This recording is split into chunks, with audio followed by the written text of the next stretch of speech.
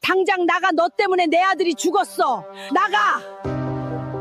10년 전 한겨울, 남편을 막 잃은 며느리를 향해 시어머니가 소리쳤습니다.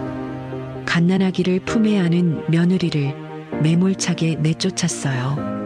그 모진 말을 평생의 한으로 품은 며느리는 낯선 미국 땅에서 이를 갈며 성공을 일궈내 마침내 세계가 우러러보는 거대 기업의 회장이 되었습니다.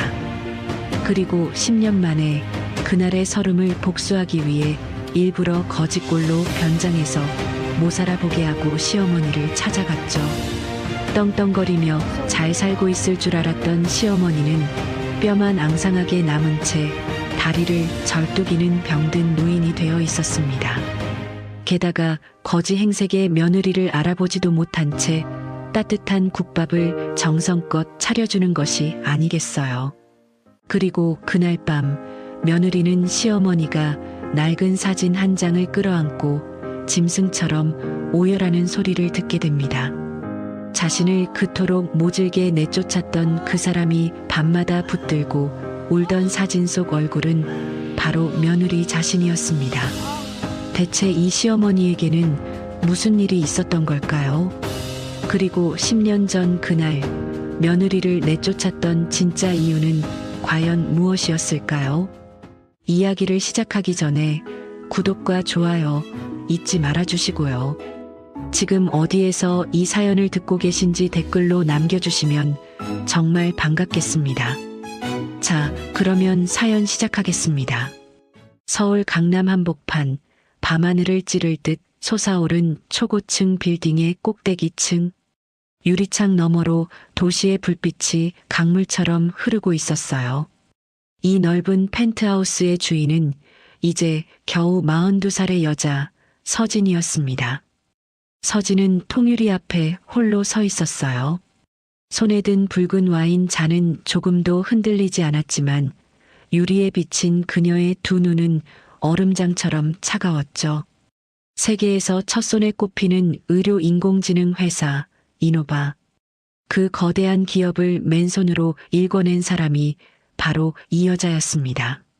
10년 전 서진은 아무것도 가진 게 없었어요. 남편을 잃고 품에 안은 갓난아기 하나만 남은 채 한겨울 길바닥으로 내던져졌죠. 그때 그녀의 나이 32. 세상은 그녀에게 등을 돌렸고 기댈 곳이라고는 어디에도 없었습니다. 엄마, 오늘도 회사 일 때문에 늦어? 방문 틈으로 고개를 빠끔 내민 아이. 10살배기 아들 지훈이었어요. 서진의 얼음 같던 표정이 그 순간 봄눈 녹듯 스르르 풀렸습니다. 그녀는 잔을 내려놓고 무릎을 굽혀 아들과 눈을 맞췄어요. 우리 지훈이 아직 안 잤어? 내일 일찍 일어나려면 일찍 자야지. 지훈이는 눈을 반짝이며 고개를 끄덕였어요. 이 아이가 바로 서진이 살아온 이유였습니다. 남의 나라 땅에서 밤낮 없이 일하며 눈물 젖은 빵을 삼키면서도 그녀가 무너지지 않았던 건 오직 이 아이 하나 때문이었죠. 눈에 넣어도 아프지 않을 세상에 단 하나뿐인 보물이었어요. 서진은 아들의 머리카락을 가만히 쓸어 넘겼습니다. 손끝에 닿는 부드러운 감촉에 가슴 한쪽이 저릿하게 아려왔어요. 이 아이는 몰랐죠. 자기가 태어난 지 얼마 되지도 않았을 때 할머니라는 사람이 자신들을 한겨울 마당으로 내쫓았다는 사실을요. 그날 이후로 서진의 가슴 속에는 지워지지 않는 시퍼런 멍이 남았습니다. 남편의 장례식이 끝나기가 무섭게 짐 보따리를 마당에 내던지던 시어머니의 모진 얼굴. 서진은 이를 악물었어요. 그 한을 갚기 위해서라도 반드시 성공해야만 했으니까요. 그리고 마침내 그날이 왔습니다.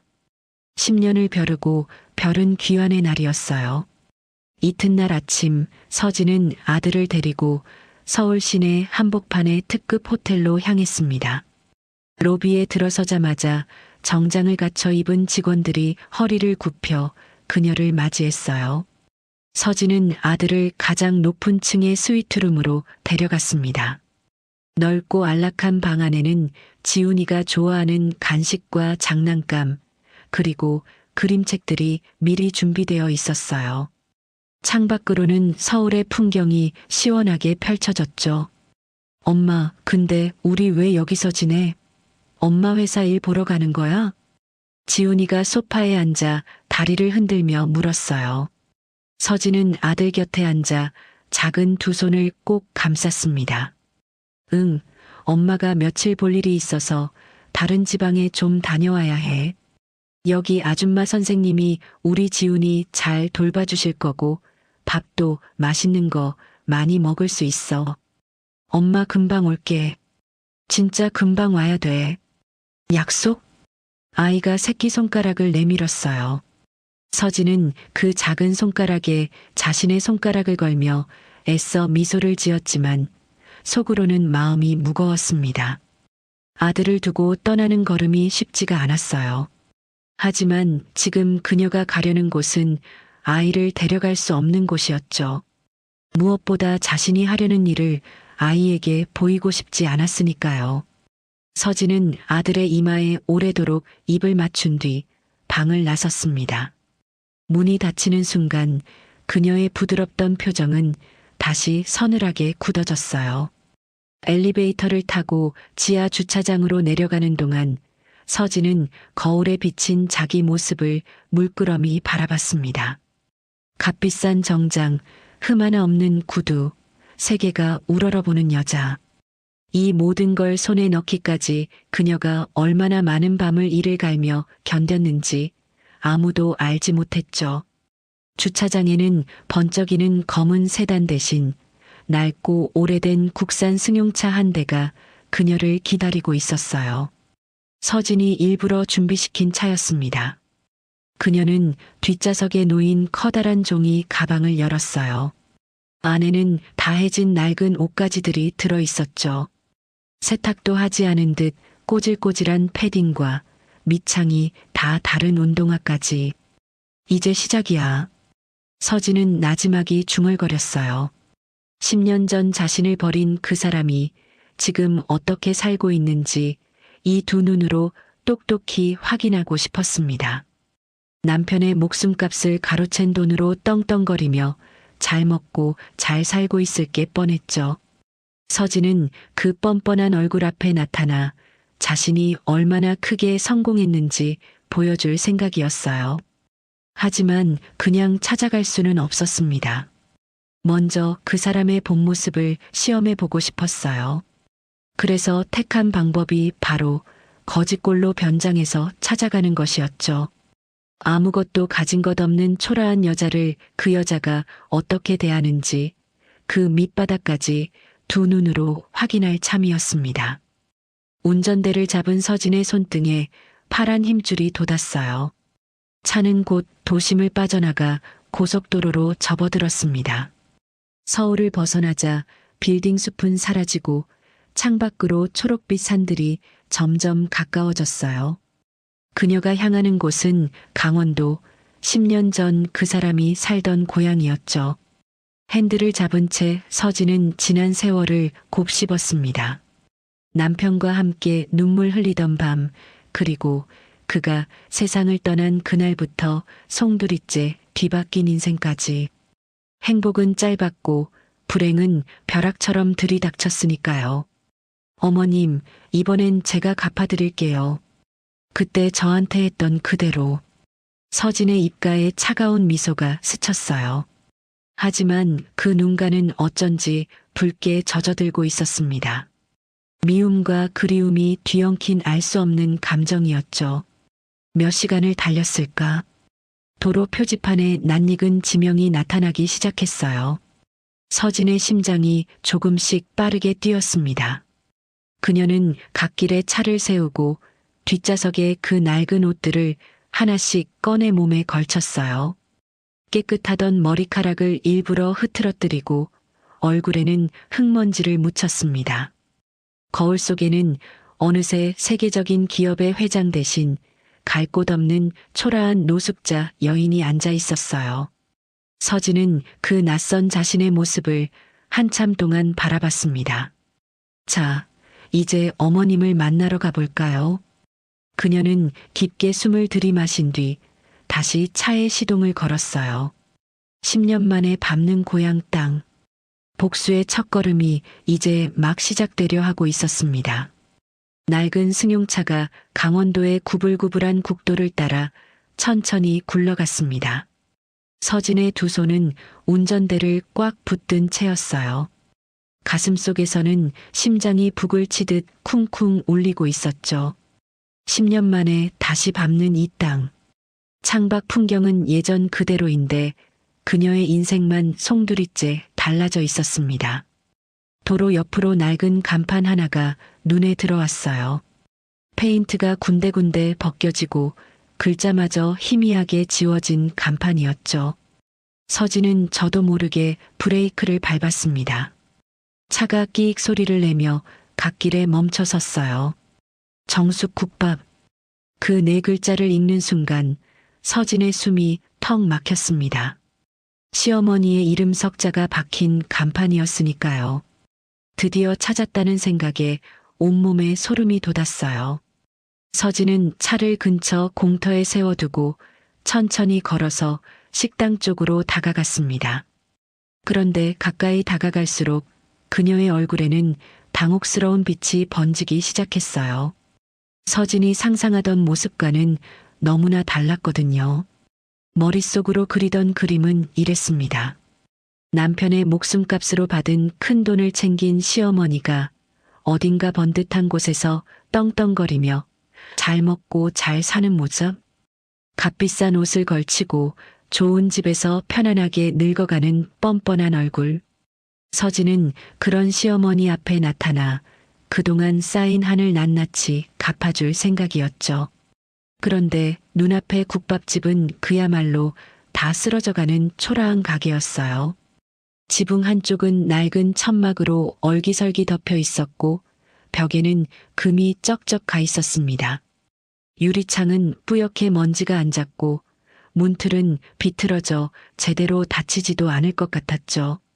마당에는 이 빠진 플라스틱 의자 몇 개와 다리가 흔들리는 낡은 탁자가 아무렇게나 놓여 있었어요. 서진은 걸음을 멈추고 한참을 그 자리에 서 있었습니다. 머릿속이 하얘졌어요. 이게 뭐지? 어머님이 왜 이런 곳에서 10년 동안 이를 갈며 그려온 그림이 와장창 무너지는 기분이었습니다. 잠깐 동안 서진의 마음속에 혼란이 밀려왔지만 그녀는 곧 고개를 세차게 흔들었어요. 속으로 다시 마음을 다잡았죠. 아니야. 속으면 안 돼. 어딘가에 돈을 숨겨두고 일부러 불쌍한 척 이런 데서 장사하는 척하는 걸지도 몰라. 그런 사람이잖아. 겉으로는 착한 척, 속으로는 독한 사람. 서진은 이를 악물었습니다.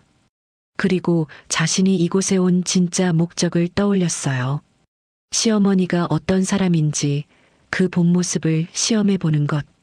아무것도 가진 것 없는 사람을 그 여자가 어떻게 대하는지 두 눈으로 똑똑히 확인하는 것이었죠. 문득 서진은 유리창에 비친 자기 모습을 힐끔 바라봤습니다. 그리고 속으로 조용히 되뇌었어요. 사실 걱정할 필요는 없었죠. 그 사람이 자신을 알아볼 리가 없었으니까요. 벌써 10년이야. 그때 난갓 32, 애 하나 낳은 앳된 새댁이었지. 지금은 42, 얼굴도 몸도 그때랑은 딴 사람인데 세월은 사람을 이렇게나 바꿔놓았습니다. 10년 전 곱고 앳되던 얼굴에는 이제 세월의 흔적이 내려앉았고 눈빛도 몸짓도 그때와는 전혀 달라져 있었죠. 게다가 지금 그녀는 흙먼지를 잔뜩 뒤집어 쓴 데다 떡진 머리카락으로 얼굴 절반을 가린 상태였어요.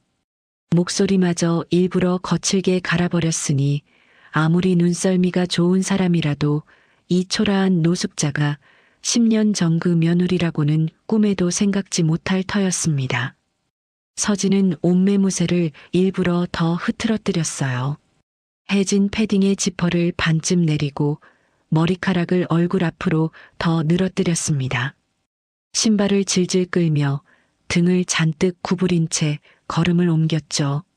누가 봐도 며칠은 굶은 초라한 노숙자의 모습이었어요.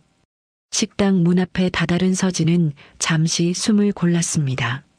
문고리를 잡은 손끝이 미세하게 떨렸어요. 이 문 하나만 열면 10년 만에 그 사람과 마주하게 되는 거였으니까요. 원망과 미움 그리고 알 수 없는 떨림이 뒤엉켜 그녀의 가슴을 짓눌렀습니다. 서진은 크게 숨을 들이마신 뒤 낡은 미닫이 문을 거칠게 드르륵 열어젖혔어요. 문이 열리자 삐거덕대는 요란한 소리와 함께 안에서 구수한 국물 냄새가 확 풍겨 나왔습니다. 좁은 식당 안은 텅 비어 있었어요. 손님이라고는 한 명도 없었죠. 게다가 실내는 바깥 햇빛과 달리 어둑어둑했습니다. 알전구 하나만 겨우 켜져 있어 사람 얼굴을 또렷이 알아보기 힘들 만큼 침침했어요. 낡은 선풍기 한 대가 천천히 돌아가고 있었고 벽에 붙은 메뉴판은 색이 다 발해 있었습니다. 구석에는 오래된 텔레비전 한 대가 소리 없이 화면만 껌뻑이고 있었죠. 서진은 일부러 거칠게 안으로 들어섰어요. 그리고 목소리를 잔뜩 낮게 깔며 무례하게 소리쳤습니다. 여기 주인 있소? 사람 좀 봅시다. 그녀의 목소리는 평소에 우아하고 단정한 말투와는 딴판이었어요. 며칠을 굶주린 사람처럼 갈라지고 거친 목소리였죠. 서진은 불어 삐딱하게 서서 부엌 쪽을 향해 다시 한번 소리를 질렀습니다. 밥 좀 얻어먹읍시다. 돈은 없고 배는 고파 죽겠는데 남은 밥 찌꺼기라도 좋으니 뭐 좀 내와봐요. 말을 내뱉으면서도 서진의 가슴은 서늘하게 식어 있었어요. 이제 곧 부엌에서 나올 시어머니가 자신을 어떻게 대할지 그녀는 이미 답을 정해두고 있었으니까요. 문전박대, 더러운 거지라며 빗자루를 들고 쫓아내는 모습, 10년 전 자신을 내쫓던 그 매몰찬 얼굴 그대로일 거라고 확신했죠. 그때 부엌 안쪽에서 나이든 목소리가 들려왔습니다. 아이고, 손님 왔는가. 잠깐만 기다려요. 눈이 침침해서 얼른 못 보네. 그 말에 서진은 속으로 픽 웃었어요. 눈이 침침하다니 마침 잘 됐다 싶었죠. 이러면 자신의 정체가 들통날 걱정은 조금도 할 필요가 없었으니까요. 부엌 안쪽에서 인기척이 들려왔습니다. 발그락 그릇 부딪히는 소리에 이어 누군가 천천히 이쪽으로 걸어 나오는 발소리. 그런데 그 발소리가 어딘가 이상했어요. 한 발 한 발 유난히 무겁고 더디게 끌리는 소리였죠. 서진의 심장이 목구멍까지 차올랐습니다. 그녀는 마른 침을 꿀꺽 삼키며 부엌 문 쪽으로 시선을 고정했어요. 무겁고 더딘 발소리가 점점 가까워졌습니다. 서진은 부엌 문 쪽에서 눈을 떼지 못한 채 온몸을 잔뜩 굳히고 있었어요. 이제 곧 10년 전 자신을 저주하며 내쫓던 그 얼굴이 나타날 참이었죠. 그녀는 속으로 이를 악물며 마음을 다잡았습니다. 이윽고 낡은 청가림막이 걷히며 한 사람이 모습을 드러냈어요. 그 순간 서진의 두 눈이 커다랗게 벌어졌습니다. 준비해둔 모든 각오가 한꺼번에 와르르 무너져 내렸어요. 부엌에서 걸어 나온 사람은 서진이 기억하던 그 시어머니가 아니었습니다. 10년 전 허리를 꼿꼿이 세우고 섯을 퍼렇게 호통치던 그 당당한 모습은 어디에도 없었어요. 눈앞에 선 사람은 뼈만 앙상하게 남은 자그마한 노인이었죠. 등은 새우처럼 굽었고 두 손은 마른 나뭇가지처럼 거칠었습니다. 얼굴에는 굵은 주름이 골짜기처럼 파여 있었고 백발이 성성한 머리는 아무렇게나 질끈 묶여 있었어요. 무엇보다 서진의 심장을 얼어붙게 만든 건 시어머니의 걸음걸이였습니다. 오른쪽 다리를 심하게 절뚝이고 있었거든요. 한 발을 내디딜 때마다 몸이 옆으로 크게 기우뚱했고 그때마다 얼굴을 잔뜩 찡그리며 고통을 참는 기색이 역력했어요. 성한 다리로만 겨우 몸을 지탱하며 벽을 짚고 한 걸음 한 걸음 힘겹게 옮기는 모습이었죠. 서진은 그 자리에 얼어붙은 듯 꼼짝도 하지 못했습니다. 머릿속이 새하얘졌어요. 저게 정말 어머님이라고? 도무지 믿기지가 않았습니다. 10년이라는 세월이 아무리 길다 한들 사람을 저렇게까지 망가뜨릴 수 있는 걸까요? 서진이 기억하는 시어머니는 강단 있고 꼿꼿한 사람이었어요. 그런 사람이 이토록 초라하고 병든 노인이 되어 있을 줄은 꿈에도 상상하지 못했던 일이었죠. 가슴 한구석이 저릿하게 아려왔습니다. 하지만 서진은 곧바로 그 감정을 억눌렀어요. 고개를 세차게 흔들며 속으로 되뇌었죠. 정신 차려. 저것도 다 연기일지 몰라. 불쌍한 척, 병든 척. 저 사람이 어떤 사람인지 잊었어? 그러는 사이 정숙은 어둑한 식당 안에서 눈을 가늘게 뜨고 서진 쪽을 겨우 살폈습니다. 침침한 눈으로는 상대의 얼굴이 흐릿하게밖에 보이지 않았어요. 그저 행색이 초라한 손님이 하나 서 있다는 것만 알아볼 뿐이었죠. 아이고, 이 사람아. 거기 그렇게 서 있지 말고 이리 와서 앉아요. 정숙의 목소리는 뜻밖에도 따뜻했습니다. 서진이 예상했던 날카로운 호통이 아니었어요. 오히려 오래 굶주린 사람을 걱정하는 다정하고 부드러운 목소리였죠. 서진은 순간 당황했지만 이내 다시 삐딱한 태도로 돌아갔습니다. 일부러 퉁명스럽게 내뱉었어요. 돈 없다니까. 밥값 낼 돈 한 푼도 없어. 그냥 남은 밥이나 좀 줘요. 그러자 정숙은 손사래를 치며 오히려 서진을 나무라듯 말했습니다. 돈이 뭐가 대수라고. 사람이 배가 고프다는데 그게 제일 큰일이지. 잔말 말고 얼른 앉아요. 내 금방 따뜻한 거 한 그릇 말아줄 테니. 그러고는 절뚝이는 다리를 끌며 다시 부엌으로 들어갔어요. 서진은 얼떨결에 낡은 의자에 엉거주춤 앉았습니다. 마음속에서는 온갖 생각이 소용돌이쳤어요. 밀어내야 할지 지켜봐야 할지 갈피를 잡을 수가 없었죠. 부엌에서는 곧 달그락달그락 그릇 부딪는 소리와 함께 보글보글 국물 끓는 소리가 들려왔습니다. 구수한 냄새가 좁은 식당 안을 가득 채웠어요. 잠시 후 정숙이 김이 모락모락 나는 뚝배기 하나를 두 손으로 조심스레 받쳐들고 절뚝이며 걸어 나왔습니다. 그녀는 아픈 다리로 몸을 위태롭게 기우뚱거리면서도 뜨거운 국밥이 쏟아질까봐 한 걸음 한 걸음 신중하게 옮겼어요. 그렇게 힘겹게 걸어와 서진 앞에 뚝배기를 내려놓았습니다. 서진은 그 국밥을 내려다보고는 다시 한번 놀랐어요. 밥찌꺼기를 달라고 했는데 정숙이 내온 건 같지은 하얀 쌀밥이 소복이 담긴 뜨거운 국밥이었습니다. 그것도 국물 위에 먹음직스러운 고깃덩어리가 듬뿍 얹혀 있었죠. 어느 모로 보나 손님에게 제값 받고 파는 정성 가득한 한 그릇이었어요. 남은 찌꺼기 따위가 아니었습니다. 자, 어여들어요. 뜨거울 때 먹어야 맛있어. 고기도 많이 넣었으니께 든든하게 배 채워요. 정숙은 맞은편에 힘겹게 앉으며 인자하게 웃었습니다. 그 주름진 얼굴에 번지는 미소가 어찌나 따뜻하던지 서진은 잠시 넋을 잃고 그 얼굴을 바라봤어요. 가슴이 이상하게 쿵쾅거렸습니다.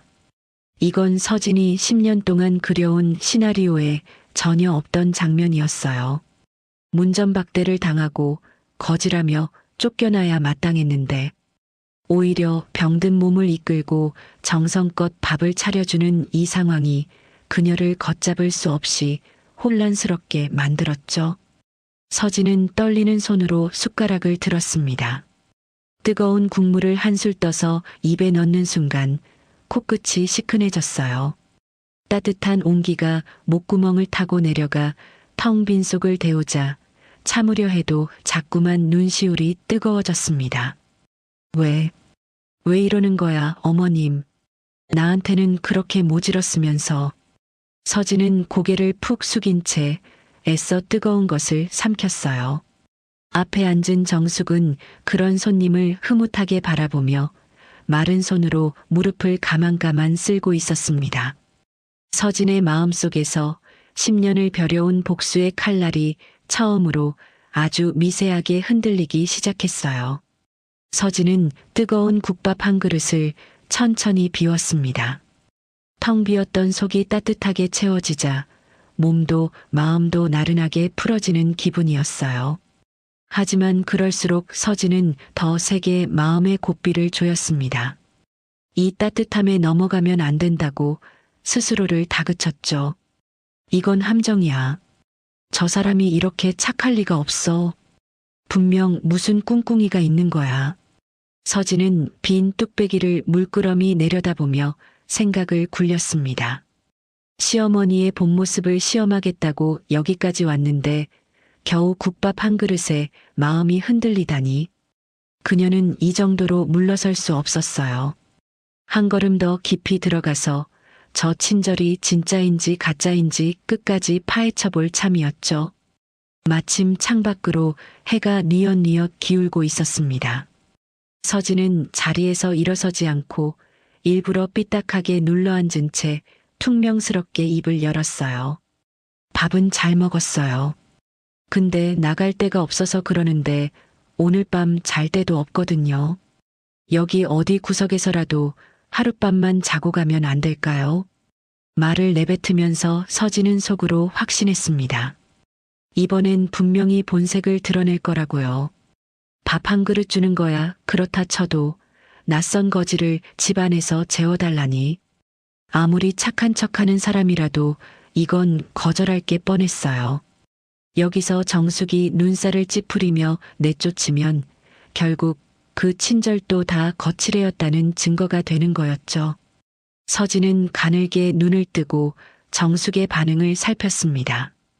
그런데 정숙은 잠시 생각하는가 싶더니 오히려 걱정스러운 얼굴로 말했어요. 아이고, 이 밤중에 갈 데가 없다니. 그럼 저기 뒤에 창고방이 하나 있긴 한데. 좁고 누추해서 사람 자기엔 좀 그렇지만 그래도 찬 데서 밤새는 것보단 낫겠지. 서진은 자기 귀를 의심했습니다. 거절은커녕 정숙은 정말로 그녀를 재워줄 생각인 모양이었어요. 게다가 좁고 누추해서 미안하다는 듯한 말투까지. 서진의 예상이 또 한 번 빗나가는 순간이었죠.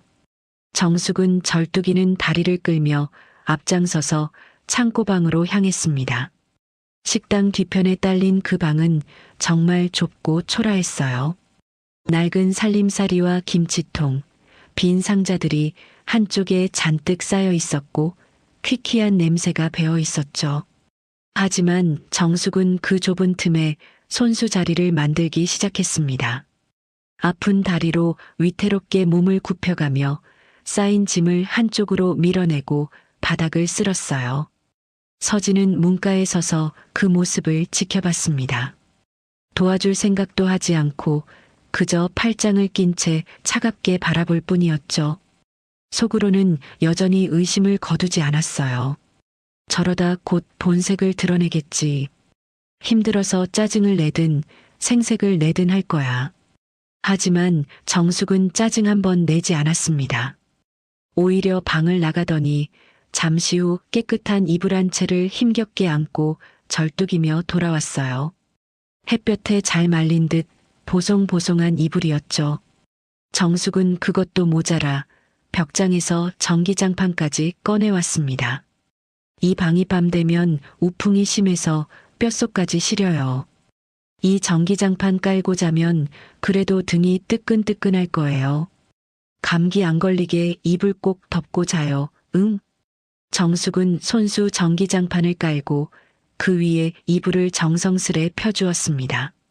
아픈 다리 때문에 몸을 움직일 때마다 얼굴을 찡그렸지만 그 손길만큼은 어찌나 꼼꼼하고 다정한지요.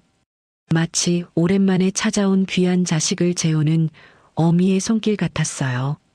그 모습을 지켜보던 서진의 마음이 크게 요동치기 시작했습니다.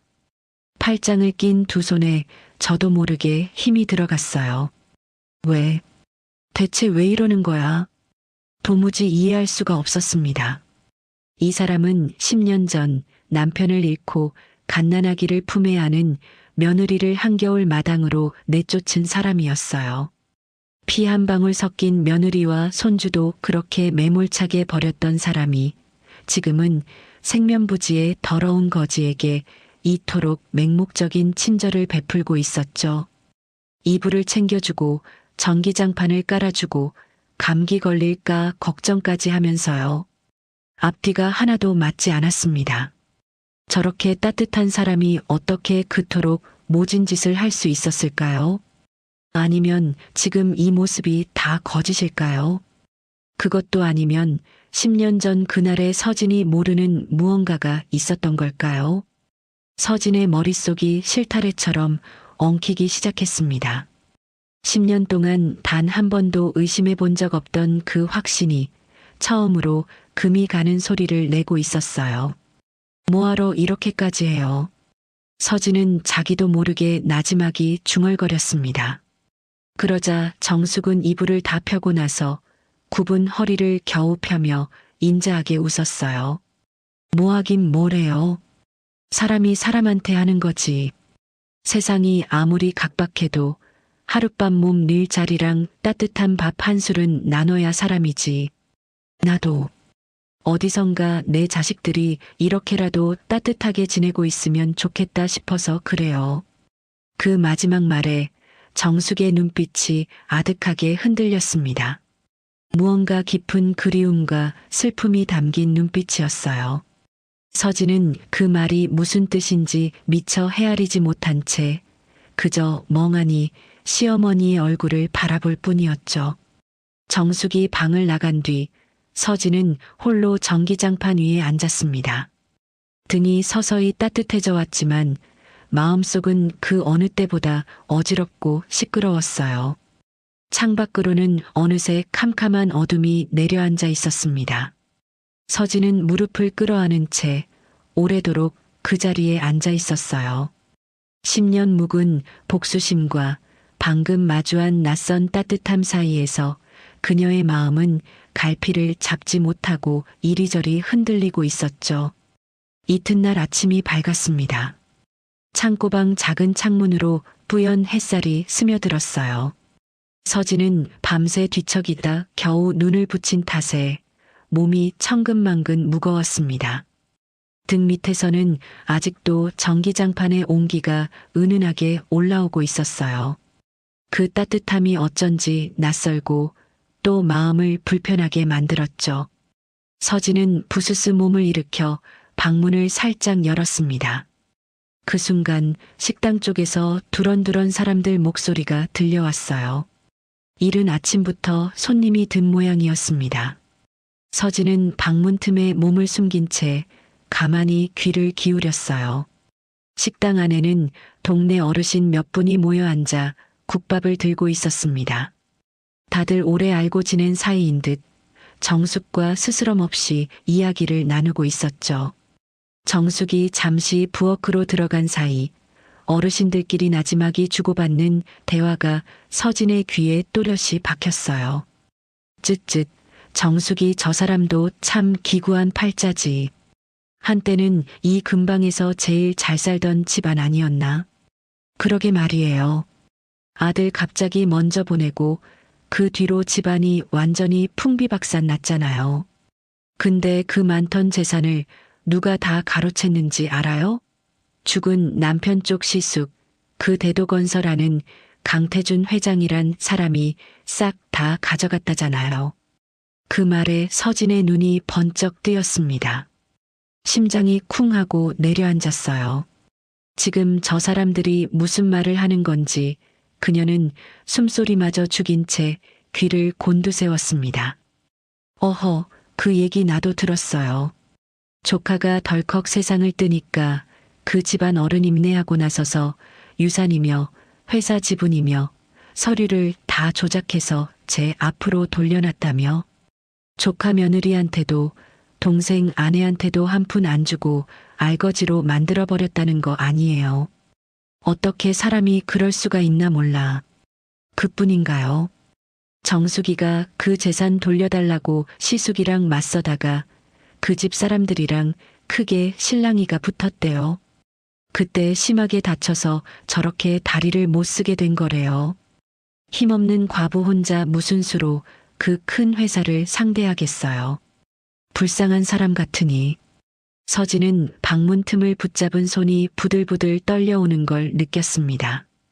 머릿속이 하얗게 비어버리는 것 같았어요. 지금껏 서진이 굳게 믿어온 진실은 전혀 달랐습니다. 시어머니가 남편의 사망보험금과 재산을 몽땅 가로채 며느리와 손주를 빈털터리로 내쫓고 혼자 떵떵거리며 잘 살고 있을 거라고요. 10년 동안 그 원망 하나로 이를 갈며 버텨왔는데, 그런데 진실은 정반대였어요. 재산을 가로챈 건 시어머니가 아니라 죽은 남편 쪽 집안 어른인 시숙 강태준이었습니다. 시어머니는 오히려 그자에게 모든 걸 빼앗기고 재산을 돌려달라 맞서다 다리까지 크게 다쳐버린 가장 큰 피해자였던 거죠. 그럼 어머님도 나처럼 다 빼앗긴 거였어? 저 다리도 그래서 어제 본 그 초라한 국밥집, 뼈만 앙상한 노인의 몸, 심하게 절뚝이던 다리. 이제야 그 모든 게 하나로 맞아떨어지는 것 같았습니다. 서진의 가슴 속에서 무언가 뜨거운 것이 울컥 치밀어 올랐어요. 10년 동안 단단하게 굳어있던 원망의 덩어리가 뿌리째 흔들리는 기분이었죠. 하지만 바로 그때 서진의 머릿속에 지워지지 않는 의문 하나가 다시 고개를 들었습니다. 그녀는 세차게 고개를 저었어요. 아니야. 그렇다고 다 설명이 되는 건 아니야. 재산을 강태준이 빼앗았다 치자. 그렇다고 해서 서진은 입술을 꽉 깨물었습니다. 아무리 생각해도 풀리지 않는 매듭이 하나 남아 있었어요. 설령 시어머니가 재산을 빼앗긴 피해자라 하더라도 그것과 10년 전 그날의 일은 별개였으니까요. 10년 전 그 겨울 남편의 장례식이 끝나기가 무섭게 서진의 짐을 마당에 내던지며 모진 말을 퍼붓던 사람. 갓난아기를 아는 며느리를 한겨울 찬 바람 속으로 매몰차게 내쫓은 사람. 그건 다른 누구도 아닌 바로 시어머니였습니다. 강태준이 아니라요. 재산을 다 빼앗겼다면 오히려 나랑 손주랑 힘을 합쳐 맞서야 했던 거잖아. 그런데 왜 나랑 내 아들을 그렇게 모질게 내쫓은 거지? 왜 하필 나한테 그렇게까지 한 거야? 서진은 도무지 그 이유를 알 수 없었습니다. 방금 들은 이야기로 시어머니에 대한 원망이 조금 누그러지려던 참이었는데 이 하나의 의문이 다시 그녀를 붙잡고 놓아주지 않았어요. 진실의 조각이 몇 개 맞춰지기는 했지만 정작 가장 중요한 한 조각이 여전히 텅 빈 채로 남아 있었던 거죠. 그 사이 정숙이 부엌에서 김이 나는 국밥을 들고 절뚝이며 나왔습니다. 어르신들은 언제 그런 이야기를 했냐는 듯 화제를 돌려 날씨 이야기며 농사 이야기를 늘어놓기 시작했어요. 정숙은 아무것도 모르는 얼굴로 인자하게 웃으며 어르신들 앞에 국밥을 놓아주었습니다. 서진은 방문 틈으로 그런 시어머니의 뒷모습을 오래도록 바라봤어요. 구분 등 절뚝이는 다리, 그러면서도 손님들에게 따뜻하게 웃어 보이는 얼굴. 그 모습을 보고 있자니 마음 한구석이 알 수 없이 시려왔습니다. 어머님, 10년 전 그날 대체 무슨 일이 있었던 거예요? 서진은 방문을 조용히 닫고 벽에 등을 기댄 채 주저앉았습니다. 머릿속에서는 어제부터 쌓인 의문들이 끝도 없이 맴돌고 있었어요.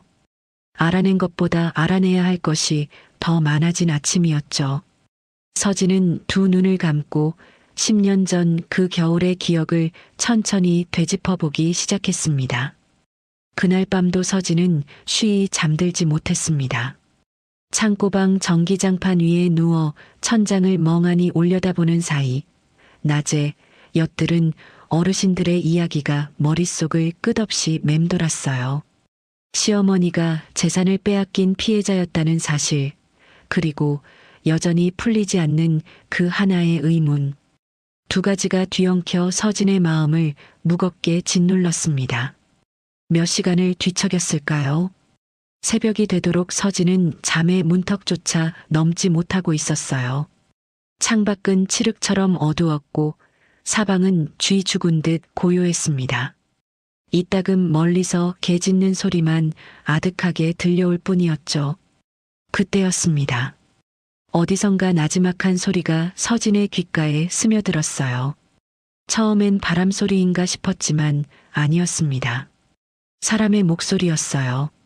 누군가 힘겹게 앓는 듯한, 흐느끼는 듯한 소리였죠. 서진은 몸을 일으켰습니다. 소리는 시어머니의 방 쪽에서 흘러나오고 있었어요. 그녀는 잠시 망설이다가 조심스레 창고방을 나섰습니다. 차가운 새벽 공기가 살갗에 닿아 오싹했지만 그 소리가 그녀의 발걸음을 붙잡아 끌었어요. 시어머니의 방문 앞에 다다른 서진은 숨을 죽였습니다. 문은 완전히 닫히지 않고 손가락 하나 들어갈 만큼 살짝 벌어져 있었어요. 그 틈으로 희미한 불빛이 새어나오고 있었죠. 서진은 저도 모르게 그 틈에 눈을 가져다 댔습니다. 방 안의 광경을 본 순간 서진의 심장이 철렁 내려앉았어요. 정숙이 방 한가운데 앉아 있었습니다.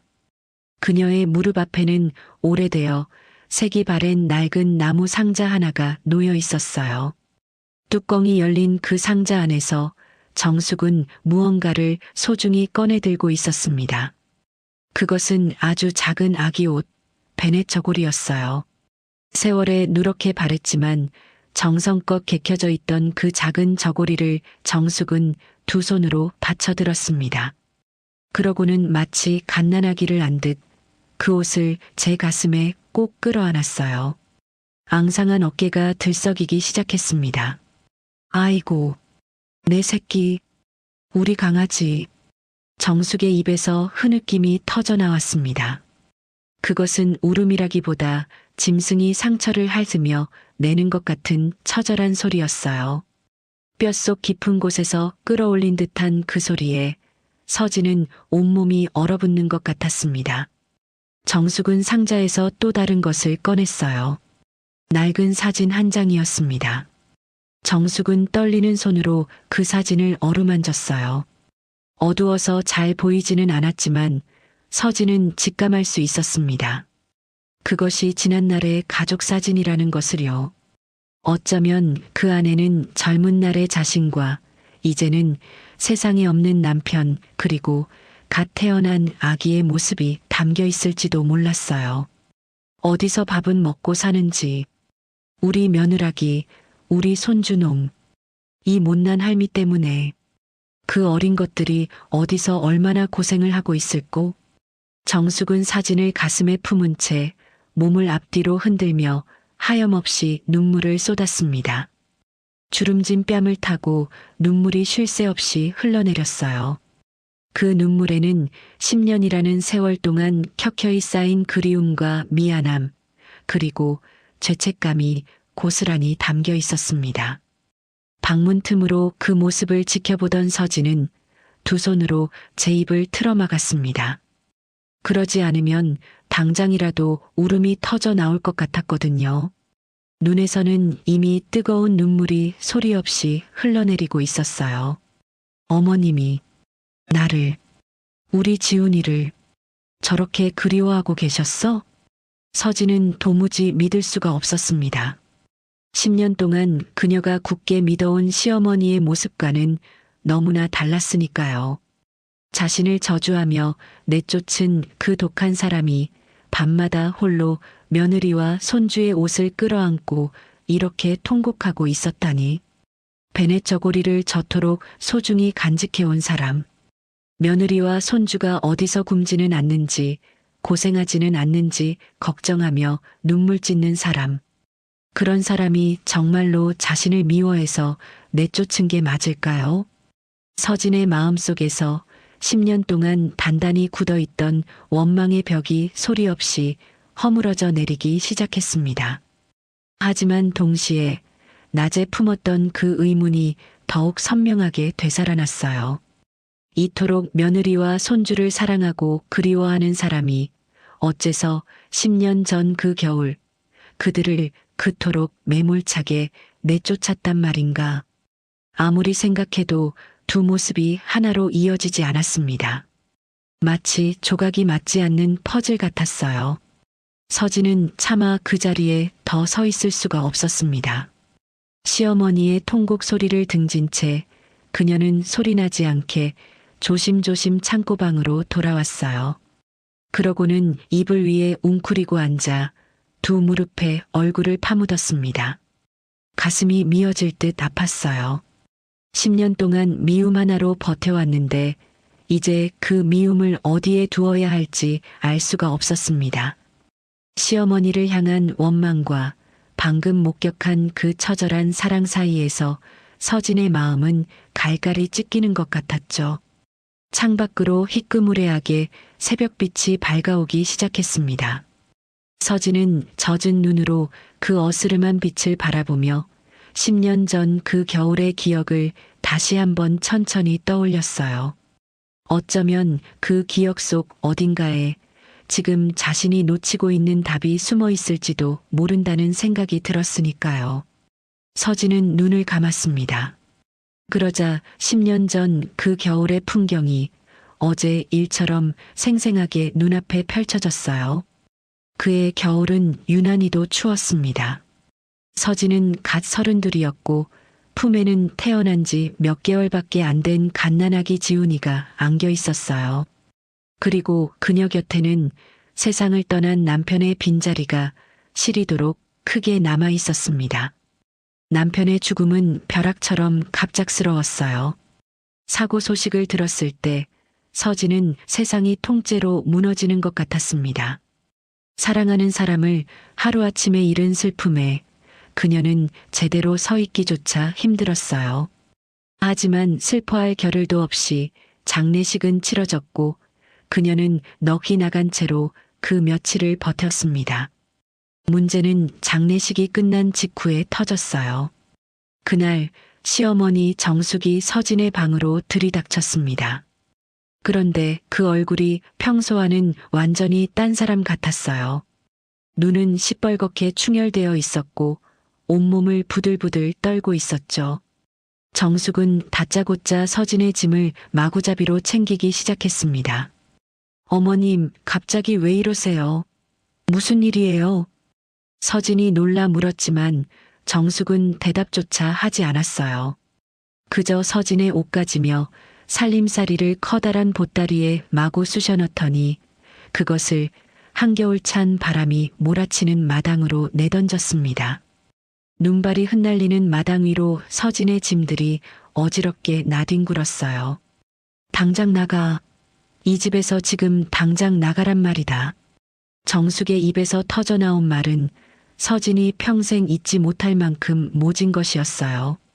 방금 남편을 잃고 갓난아기를 품에 안은 며느리에게 할 수 있는 말이라고는 도무지 믿기지 않는 말들이었죠. 네가 우리 집안에 들어오고부터 되는 일이 하나도 없었어. 다 필요 없으니까 그 어린 것 데리고 내 눈앞에서 사라져. 다시는 이 집 근처에 얼씬도 하지 마라. 서진은 그 자리에 얼어붙었습니다. 귀를 의심했어요. 남편을 잃은 슬픔이 채 가시기도 전에 하나뿐인 시어머니가 자신과 갓난 손주를 이렇게 내쫓다니. 서진은 눈물범벅이 된 채로 매달렸습니다. 어머님, 제발요. 이 추운 날에 애를 데리고 어디로 가라는 거예요? 제발 한 번만. 하지만 정숙은 끝내 돌아서지 않았어요. 오히려 서진의 등을 떠밀어 대문 밖으로 내몰았습니다. 서진은 우는 아기를 품에 꼭 끌어안은 채 눈 내리는 마당에 내동댕이 쳐진 짐 보따리를 주섬주섬 챙길 수밖에 없었어요. 뒤에서 대문이 쾅 하고 닫히는 소리가 그녀의 가슴에 대못처럼 박혔습니다. 그날 밤 서진은 갈 곳이 없었어요. 친정도 이미 오래전에 뿔뿔이 흩어진 뒤였고 기댈 사람 하나 없었죠. 그녀는 품 안에 아기가 얼지 않도록 제 겉옷을 벗어 꽁꽁 싸맨 채 차디찬 거리를 정처 없이 헤맸습니다. 아기의 울음소리와 자신의 흐느낌만이 텅 빈 겨울밤을 채웠어요. 그 겨울밤의 추위와 절망을 서진은 결코 잊을 수 없었습니다. 그날 이후로 그녀의 가슴속에는 시어머니를 향한 시퍼런 원망이 자리 잡았어요. 반드시 살아남겠다고, 반드시 성공해서 이 서름을 갚아주겠다고 이를 악물었죠. 서진은 아기를 품에 안고 낯선 미국 땅으로 건너갔습니다. 말도 통하지 않는 그곳에서 그녀는 안 해본 일이 없었어요.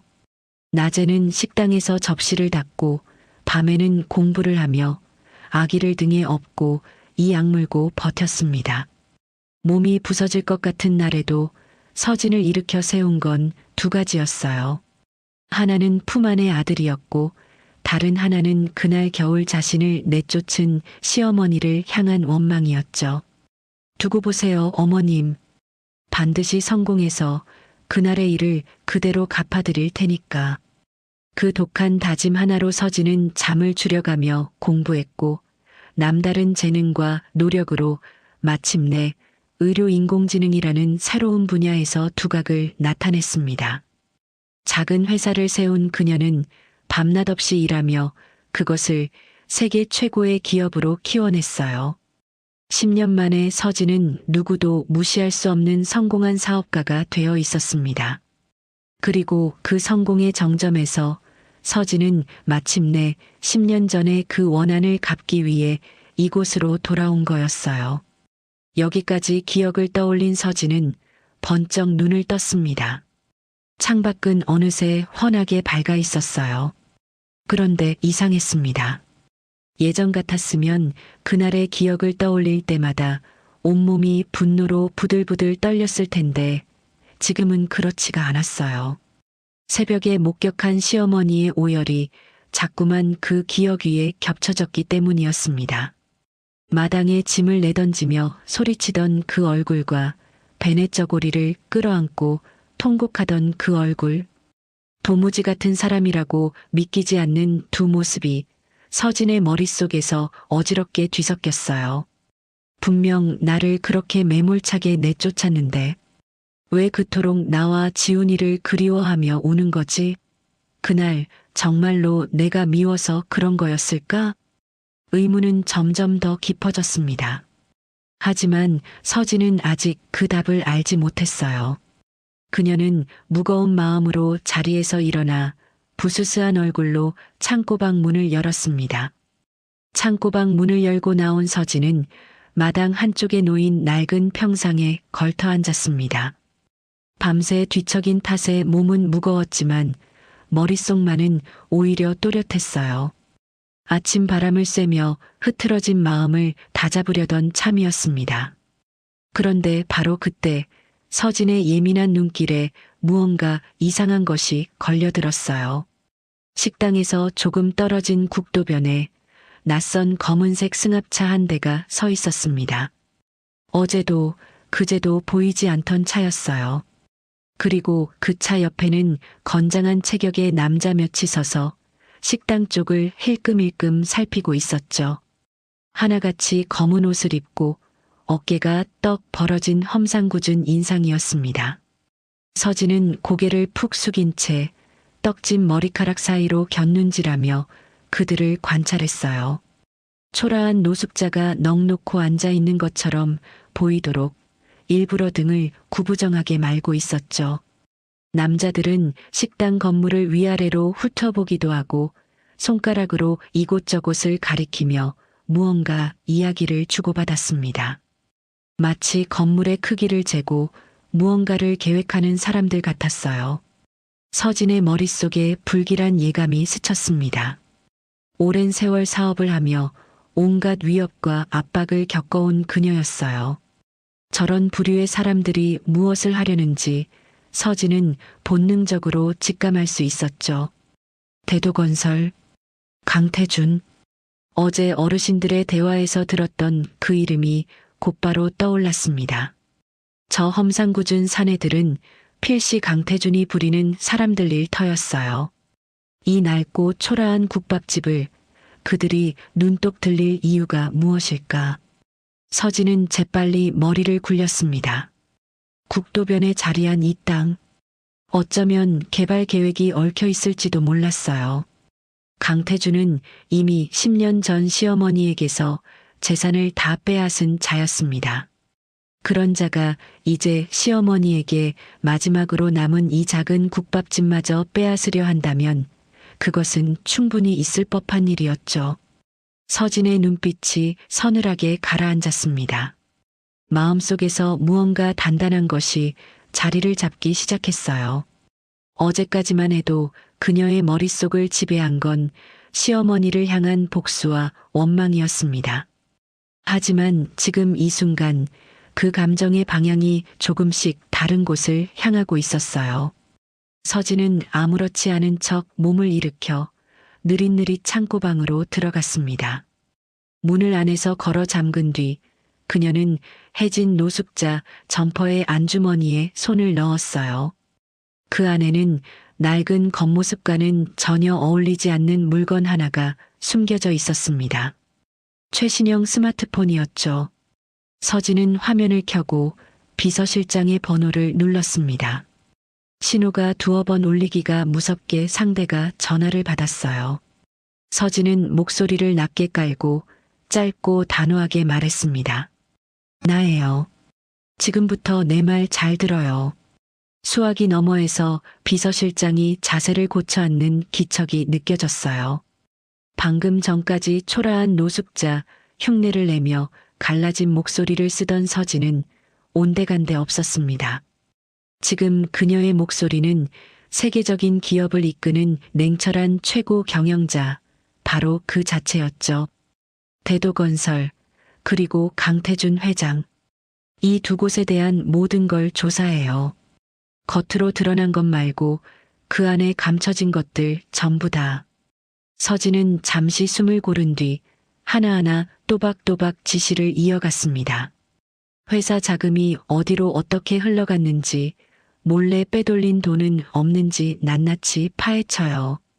그리고 그동안 벌인 사업 중에 법을 어긴 게 없는지, 특히 남의 땅이나 건물을 강제로 빼앗은 일이 없는지 집중적으로 확인해요. 관련된 서류와 증거는 하나도 빠짐없이 확보하고요. 비서실장이 조심스레 물었어요. 회장님, 기한은 언제까지로 잡을까요? 서진은 한치의 망설임도 없이 대답했습니다. 내일 아침까지. 밤을 새워서라도 완벽하게 준비해요. 단 하나의 빈틈도 있어선 안 돼요. 이건 지금까지 내가 맡긴 그 어떤 일보다 중요한 일이니까. 전화기 너머로 비서실장의 다급한 대답이 들려왔어요. 서진은 마지막으로 한마디를 덧붙였습니다. 그리고 필요한 인력을 전부 대기시켜놔요. 법률팀도 경호팀도. 내가 신호를 보내면 곧바로 움직일 수 있도록. 자세한 건 준비되는 대로 다시 연락하겠어요. 통화를 마친 서진은 스마트폰을 다시 점퍼 안주머니 깊숙이 넣었습니다. 그러고는 낡은 창고방 벽에 등을 기댄 채 두 눈을 지그시 감았어요. 심장이 조금씩 빠르게 뛰기 시작했습니다. 10년을 벼르고 벼른 복수.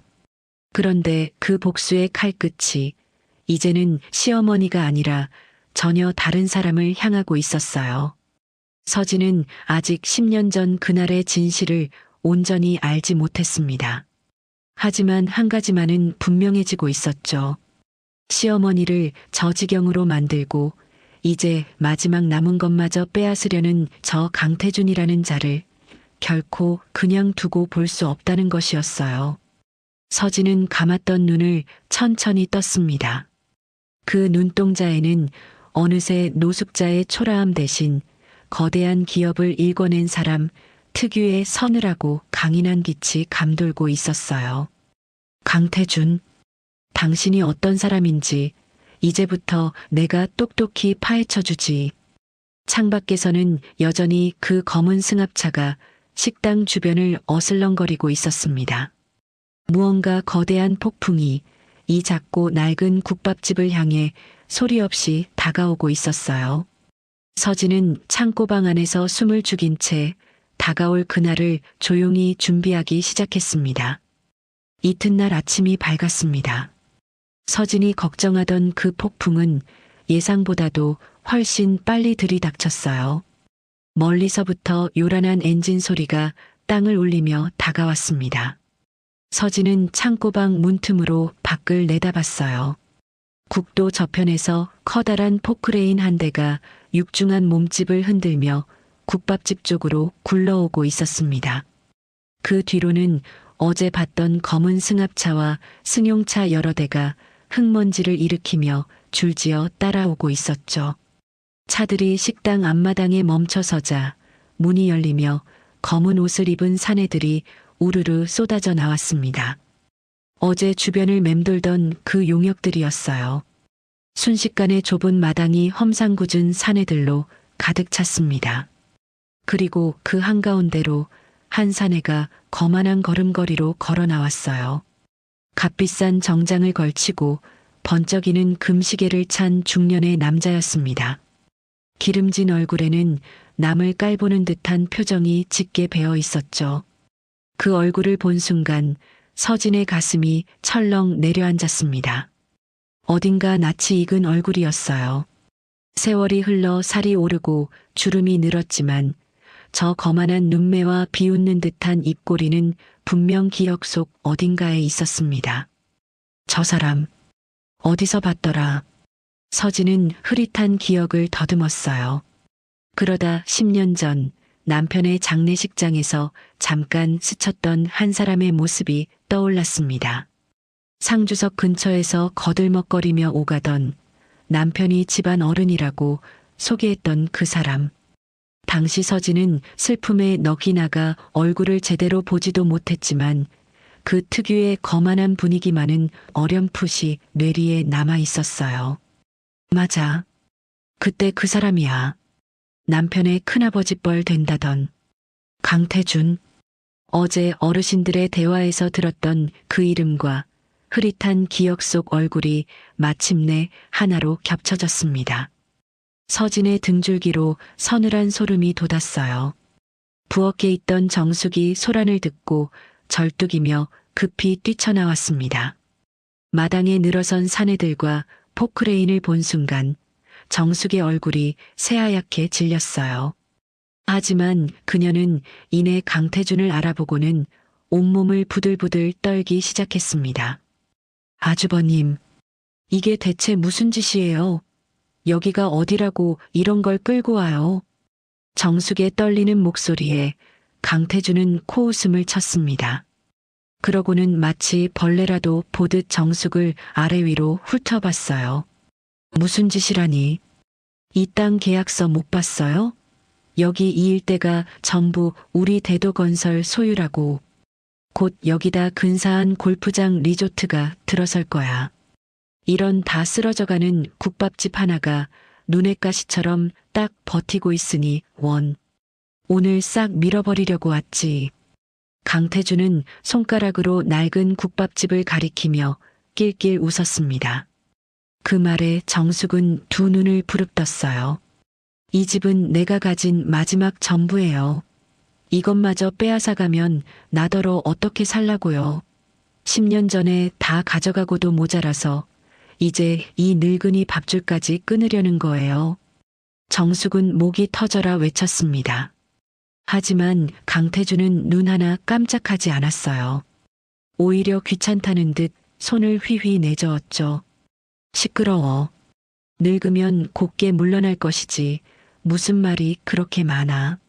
어이 뭐해. 당장 시작하지 않고. 강태준이 용역들을 향해 소리치자 포크레인 기사가 시동을 걸었습니다.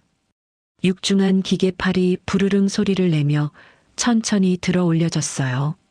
그 거대한 쇳덩이가 낡은 국밥집 지붕을 향해 움직이기 시작했습니다. 그 순간 정숙이 몸을 날렸어요. 안 돼. 이 집만은 안 된다. 정숙은 절뚝이는 다리를 이끌고 포크레인 바로 앞으로 뛰어들었습니다. 성취하는 몸으로 두 팔을 활짝 벌린 채 거대한 기계 앞을 온몸으로 가로막았어요. 금방이라도 쓰러질 듯 위태로운 모습이었지만 그녀는 물러서지 않았습니다. 밀려면 이 늙은이부터 밀고 가. 내 눈에 흙이 들어가기 전엔 어림도 없어. 포크레인 기사가 흠칫 놀라 기계를 멈췄습니다. 하지만 강태주는 오히려 짜증을 냈어요. 저 노친니가 고집을 부리네. 야, 뭐하고 섰어. 저 노인네 좀 저리 모셔. 어서 길 좀 트란 말이야. 용역들이 우르르 정숙에게 다가갔습니다.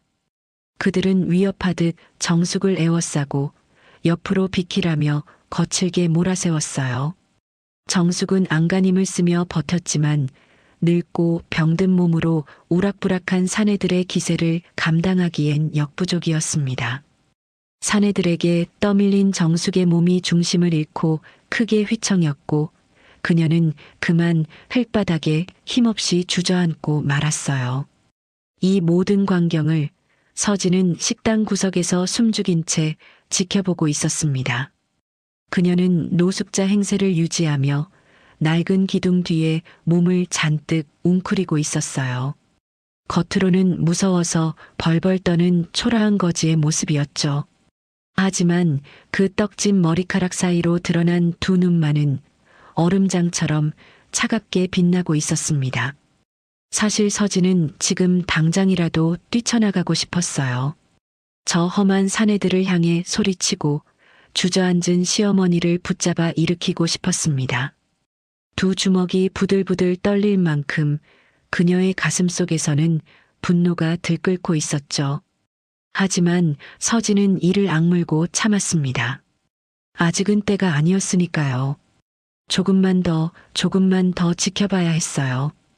그녀는 흙바닥에 주저앉은 시어머니의 모습을 바라보며 터져나오려는 울분을 온몸으로 억눌렀습니다.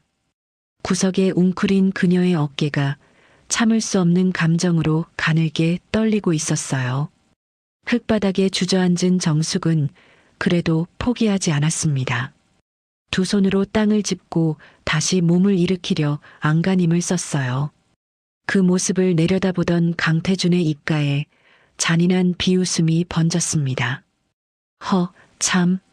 10년이 지나도 그 지독한 고집은 여전하구먼. 그때도 그렇게 악착같이 굴더니 말이야. 강태준은 구석에 웅크린 초라한 거짓 따위는 눈에 들어오지도 않는 듯 정숙만을 내려다보며 혀를 찼어요. 그러고는 팔짱을 낀 채 지난 일을 곱씹듯 비아냥거리기 시작했습니다. 생각해보면 당신도 어지간히 미련한 사람이야. 10년 전에 말이야. 그 잘난 며느리랑 손주놈 지켜보겠다고 아주 발버둥을 쳤잖아. 안 그래? 그 말에 흙바닥에 엎드려 있던 정숙의 몸이 움찔 굳었습니다. 정숙은 파랗게 질린 얼굴로 고개를 들어 강태준을 올려다봤어요. 아주버님, 그 입 다물어요. 제발. 하지만 강태준은 오히려 더 신이 난 듯 목소리를 높였습니다. 마치 오래 묵혀둔 이야기를 자랑이라도 하듯이요. 내가 그때 다 계획이 있었지. 당신 아들이 죽고 나서 그 재산 싹 정리하는 김에 며느리랑 손주도 완전히 길바닥에 나앉게 만들려고 했던 거. 한 푼도 못 챙기게 두 번 다시 이 집안 재산 근처에 얼씬도 못하게 아주 끝장을 내려고 했단 말이야. 그런데 당신이 어떻게 했는지 알아? 그걸 눈치채고는 제 발로 나서서 며느리를 쫓아내버렸잖아. 서진은 구석에서 그 말을 듣는 순간 온몸이 얼어붙는 것 같았습니다. 심장이 쿵 하고 내려앉았어요. 지금 저 사람이 무슨 말을 하는 건지 그녀는 숨조차 쉬지 못한 채 귀를 곤두세웠습니다. 강태준은 낄낄 웃으며 말을 이었어요. 아주 지독한 연기였지. 며느리한테 온갖 모진 말을 퍼부으면서 그 어린 것 데리고 당장 나가라고 매몰차게 내쫓았어. 며느리가 울고불고 매달리는데도 눈 하나 깜짝 안 하더군. 그 며느리는 아직도 당신이 저를 미워해서 내쫓은 줄 알 거 아냐? 안 그래? 정숙의 두 눈에서 눈물이 주르륵 흘러내렸습니다. 그녀는 더 이상 말을 잇지 못하고 그저 어깨를 들썩이며 흐느낄 뿐이었어요. 강태준의 말은 계속됐습니다. 내가 그 며느리랑 애를 가만 안 둘 걸 뻔히 아니까 일부러 독한 시어머니 흉내를 낸 거잖아. 며느리가 당신을 미워하고 멀리 떠나야 내 손이 안 닿을 테니까. 당신 딴에는 그게 그 애들을 지키는 길이라고 생각했겠지. 그 알량한 모정 때문에 스스로 나쁜 사람을 뒤집어 쓴 거야. 서진의 눈앞이 새하얗게 변했습니다. 10년 동안 그녀를 붙들고 놓아주지 않았던 그 마지막 의문, 그 텅 빈 조각이 마침내 채워지는 순간이었어요. 시어머니는 자신을 미워한 게 아니었습니다. 오히려 정반대였어요. 강태준이 며느리와 손주에게서 모든 것을 빼앗고 길바닥으로 내몰려 한다는 걸 알아챈 시어머니가 그 두 사람을 지키기 위해 일부러 모진 악역을 자처한 거였습니다. 며느리가 자신을 원망하며 멀리 떠나야만 강태준의 소나기에서 벗어날 수 있으리라 여겼던 거죠. 한겨울 마당에 짐을 내던지며 소리치던 그 모진 얼굴. 그것은 미움이 아니라 온몸을 던진 사랑이었습니다. 자식과 손주를 지키기 위해 평생 원망받을 것을 각오하고 스스로 나쁜 사람이 되기로 한 어미의 처절한 선택이었어요. 강태준은 여기서 그치지 않고 정숙의 다리를 턱짓으로 가리키며 조롱을 이어갔습니다. 그 다리도 그때 그렇게 된 거잖아. 며느리가 떠난 뒤에 내가 기어이 뒤쫓아서 찾아내려고 했지. 그런데 당신이 그것마저 온몸으로 막아서더군. 나한테 대들고 매달리고 아주 필사적이었어.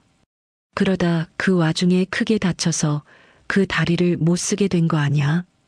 강태준은 잠시 말을 멈추더니 무언가 떠오른 듯 코웃음을 치며 덧붙였습니다. 하긴 나도 그 며느리가 영 찜찜하긴 했어. 혹시나 나중에 후환이 될까 싶어서 사람 풀어서 아주 이잡듯이 찾아봤거든. 그런데 얘가 어디로 숨었는지 국내에는 코빼기도 안 보이더라고. 아마 진작에 나라 밖으로 튀었나 봐. 그러니 내가 손을 쓰고 싶어도 쓸 수가 있어야지. 뭐 어차피 빈털터리로 쫓겨났으니 어디 가서 밑바닥 인생 살고 있겠거니 하고 잊어버렸지. 그렇게까지 몸 바쳐 지켜낸 며느리가 지금 코빼기도 안 비치는데 참 헛수고했어, 안 그래? 강태준은 배를 잡고 껄껄 웃었습니다. 하지만 정숙은 그 조롱에 대꾸조차 하지 못한 채 그저 두 손으로 얼굴을 감싸고 흐느꼈어요. 구석에 웅크리고 있던 서진은 그 자리에서 완전히 넋을 잃고 말았습니다. 10년이었어요. 10년 동안 그녀는 시어머니를 세상에서 가장 모진 사람이라 믿으며 이를 갈아왔습니다. 그 원망 하나로 낯선 땅에서 버텼고 그것을 갚겠다는 일념으로 여기까지 달려왔죠. 그런데 그 모든 것이 처음부터 끝까지 오해였다니. 자신이 그토록 원망했던 시어머니는 사실 자신과 아들의 목숨 같은 은인이었습니다. 저 성치 않은 다리마저 떠나보낸 며느리와 손주를 지켜내기 위해 얻은 상처였어요. 그리고 자신이 이를 악물고 건너갔던 그 머나먼 미국 땅이 알고 보니 강태준의 손길이 닿지 못한 유일한 피난처였던 셈이었죠. 서진의 두 눈에서 뜨거운 눈물이 소리 없이 흘러내렸습니다. 어머님, 그런 거였어요? 저를 살리려고. 그래서 그렇게. 서진은 떨리는 손으로 입을 틀어막았습니다. 터져나오려는 오열을 삼키며 그녀는 흙바닥에 주저앉아 우는 시어머니의 뒷모습을 바라봤어요. 그 작고 굽은 등이 오늘따라 세상 그 무엇보다 크고 위대해 보였습니다. 10년 묵은 원망이 마침내 눈 녹듯 사라진 자리에 걷잡을 수 없는 죄스러움과 뜨거운 무언가가 차올랐어요. 서진의 웅크린 몸이 참을 수 없는 감정으로 걷잡을 수 없이 떨리기 시작했습니다. 한바탕 조롱을 퍼붓고 난 강태주는 이제 지겹다는 듯 손을 휘저었습니다. 그러고는 용역들을 향해 버럭 소리를 질렀어요. 자, 실컷 떠들었으니 이제 그만 끝내지. 야, 뭐하고들 있어. 저 노인네 저기 구석으로 치우고 당장 이 집 밀어버려. 시간 없으니까 서둘러. 용역들이 다시 정숙에게 다가섰습니다. 정숙은 흙바닥에 주저앉은 채 마지막 힘을 쥐어짜 그들의 손을 뿌리치려 발버둥 쳤어요. 하지만 늙고 병든 몸으로는 어림도 없었습니다. 사내들의 억센 손이 정숙의 여윈 팔을 붙잡으려는 순간이었어요. 바로 그때였습니다. 앞마당 한쪽 낡은 장독대 옆에 웅크리고 있던 초라한 그림자가 천천히 몸을 일으켰습니다. 지금껏 무서워서 벌벌 떠는 거지처럼 보이던 그 사람이었어요. 그런데 일어서는 그 몸짓이 어딘가 달랐습니다. 조금 전에 겁먹은 기색은 온데간데 없이 사라지고 곧게 편 등과 반듯한 어깨에서 서늘한 기운이 뿜어져 나왔죠.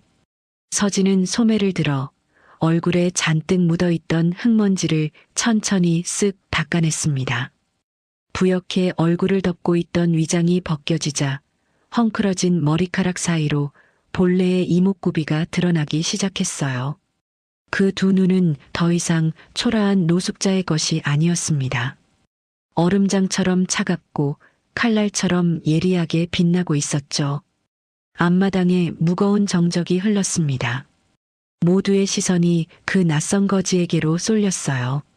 서진은 한 발 한 발 또박또박 걸음을 옮겨 강태준과 정숙 사이로 나섰습니다.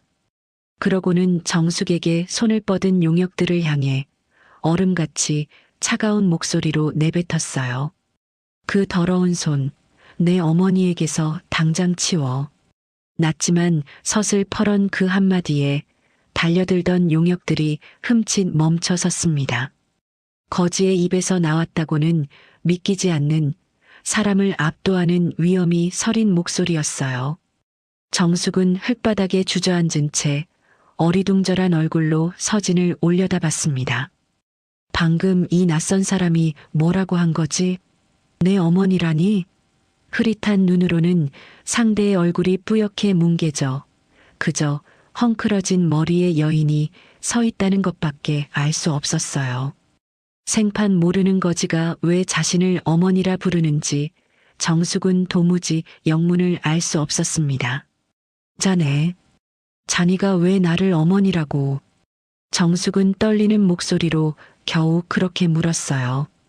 그런데 이상했습니다. 낯선 얼굴인데 방금 그 목소리는 어쩐지 낯설지가 않았어요. 가슴 저 밑바닥을 아득하게 건드리는 어디선가 수없이 들어본 것만 같은 목소리. 정숙은 흐릿한 눈을 몇 번이고 비비며 그 여인의 얼굴을 필사적으로 들여다보려 애썼습니다. 하지만 침침한 눈은 끝내 또렷한 얼굴을 보여주지 않았어요. 저 목소리 어디서 들었더라? 설마 그럴 리가. 정숙의 가슴 속에서 무언가 아득한 것이 울컥 치밀어 올랐습니다. 하지만 그녀는 차마 그 이름을 입에 올리지 못했어요. 그럴 리 없다고, 이 무슨 부질없는 생각이냐고 스스로를 다그치면서도 온몸은 사시나무처럼 떨려왔습니다. 강태준 역시 두 눈을 부릅뜬 채 얼어붙어 있었어요. 벌벌 떨던 거지가 갑자기 저리 당당하게 나서니 순간 어안이 벙벙했던 겁니다. 하지만 강태준의 놀람은 잠시뿐이었어요. 그는 이내 서진의 초라한 거짓골을 위아래로 훑어보더니 어이없다는 듯 코웃음을 쳤습니다. 뭐야, 이 거지 같은 몰골은. 어디서 굴러먹던 거지가 남의 일에 겁도 없이 끼어들어? 어머니? 하하, 이 노친니가 언제 자식을 하나 더 뒀나 보지.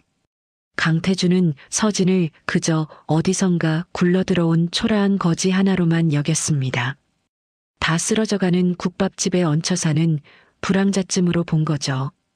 그가 보기엔 겁줄 것도 없는 한 줌도 안 되는 상대일 뿐이었으니까요. 거기 둘 다 정신 못 차렸구먼. 지금 이 강태준 앞에서 큰 소리를 쳐? 야, 멋들해. 저 두 사람 다 저리 치우고 당장 이 집 밀어버리라니까. 강태준이 다시 목청을 높였습니다. 하지만 서진은 눈 하나 깜짝하지 않았어요. 오히려 그런 강태준을 바라보며 입가에 서늘한 미소마저 지어 보였습니다. 큰 소리? 아니, 나는 지금 아주 조용히 사실을 말하는 것뿐이야. 서진은 주저앉은 시어머니 앞을 제 몸으로 든든하게 가로막고 섰습니다. 그러고는 강태준을 정면으로 응시하며 한 글자 한 글자 또박또박 힘주어 말했어요. 당신 방금 아주 많은 이야기를 했더군. 10년 전에 무슨 짓을 했는지 아주 신나게 떠들던데. 잘됐어. 아주 잘됐지. 그 말에 강태준의 얼굴에서 웃음기가 조금씩 걷히기 시작했습니다. 거지인 줄로만 알았던 여인의 태도가 어쩐지 심상치 않았거든요. 저 당당한 눈빛, 흔들림 없는 목소리, 궁지에 몰린 사람의 것이 결코 아니었습니다. 서진의 등 뒤로 아직 강태준은 알아채지 못한 거대한 무언가가 조용히 다가오고 있었어요. 서진은 그저 서늘한 눈으로 강태준을 응시하며 다가올 그 순간을 기다리고 있을 뿐이었습니다. 궁지에 몰린 사람의 것이 아닌 서진의 태도에 강태준은 잠시 멈칫했습니다. 하지만 그는 이내 고개를 세차게 흔들며 그 불길한 예감을 애써 떨쳐냈어요. 다 쓰러져가는 국밥집의 노인 하나, 거지 하나. 자신이 이런 것들 앞에서 주눅들 이유가 없다고 스스로를 다독인 거죠. 강태준의 얼굴이 다시 험악하게 일그러졌습니다. 그는 서진을 향해 삿대질을 하며 목청껏 소리를 질렀어요. 이 미친 여자가 어디서 약을 팔아? 야, 다 필요 없으니까 당장 시작해. 저것들이 안 비키면 집이랑 같이 밀어버려. 어서. 강태준의 불호령에 눈치를 보던 포크레인 기사가 결국 조종간을 힘껏 당겼습니다.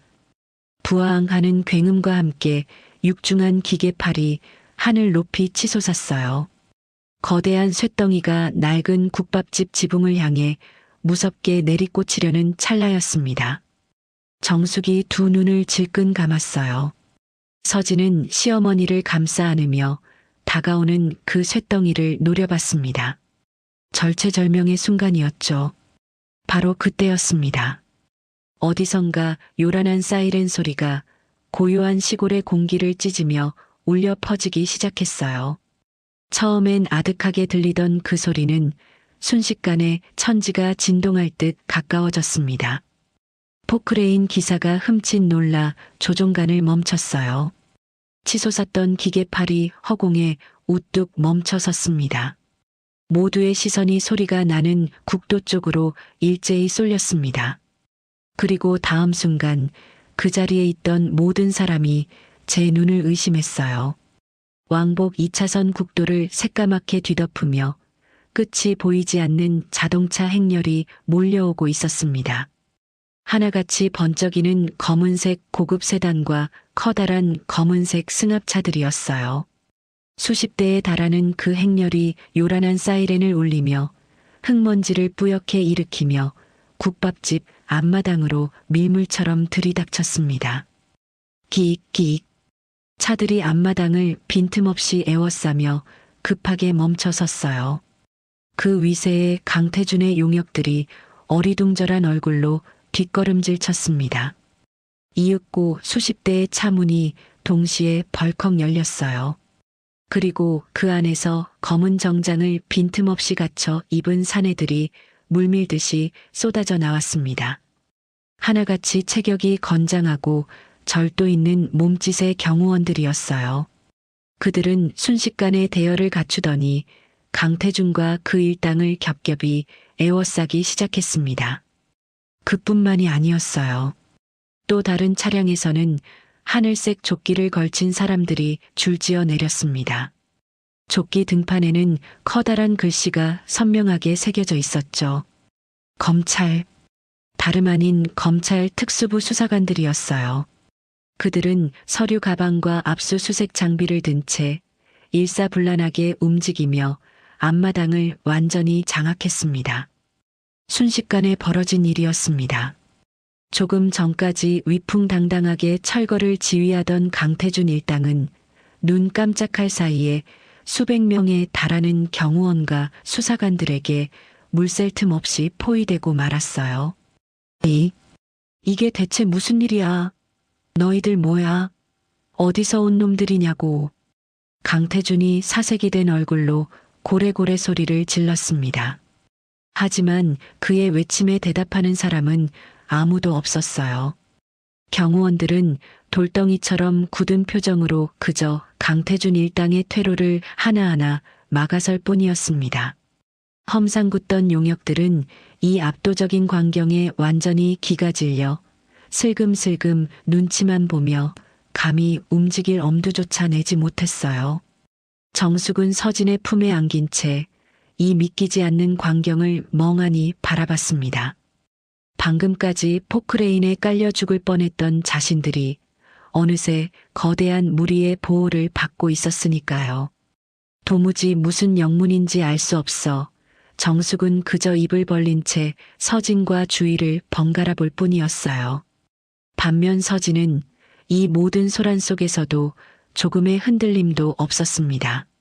그녀는 자신을 겹겹이 둘러싸며 지키는 경호원들 사이에서 오히려 태산처럼 고요하고 당당하게 서 있었어요. 마치 이 모든 것이 처음부터 그녀의 계획 안에 있었다는 듯이 말이죠. 서진은 새파랗게 질린 강태준을 향해 천천히 고개를 들었습니다. 그 입가에는 어느새 서늘한 미소가 감돌고 있었어요. 강태준은 그제야 무언가 크게 잘못되었음을 온몸으로 느꼈습니다. 눈앞에 이 거짓골 여인이 결코 평범한 존재가 아니라는 것을요. 이 어마어마한 행렬이 바로 저 여자를 위해 달려온 것이라는 사실을 어렴풋이 직감한 거예요. 강태준의 다리가 후들후들 떨리기 시작했습니다. 앞마당을 가득 메운 수백 개의 시선이 이제 모두 한 사람에게로 향하고 있었어요. 흙먼지를 뒤집어 쓴 초라한 행색이지만 그 누구보다 당당하게 서 있는 여인. 서진에게로 말이죠. 앞마당을 가득 메운 수백 개의 시선이 서진에게 쏠린 그때 검은 정장을 입은 한 중년 남자가 사람들 사이를 다급하게 헤치고 달려 나왔습니다. 서진의 비서실장이었어요.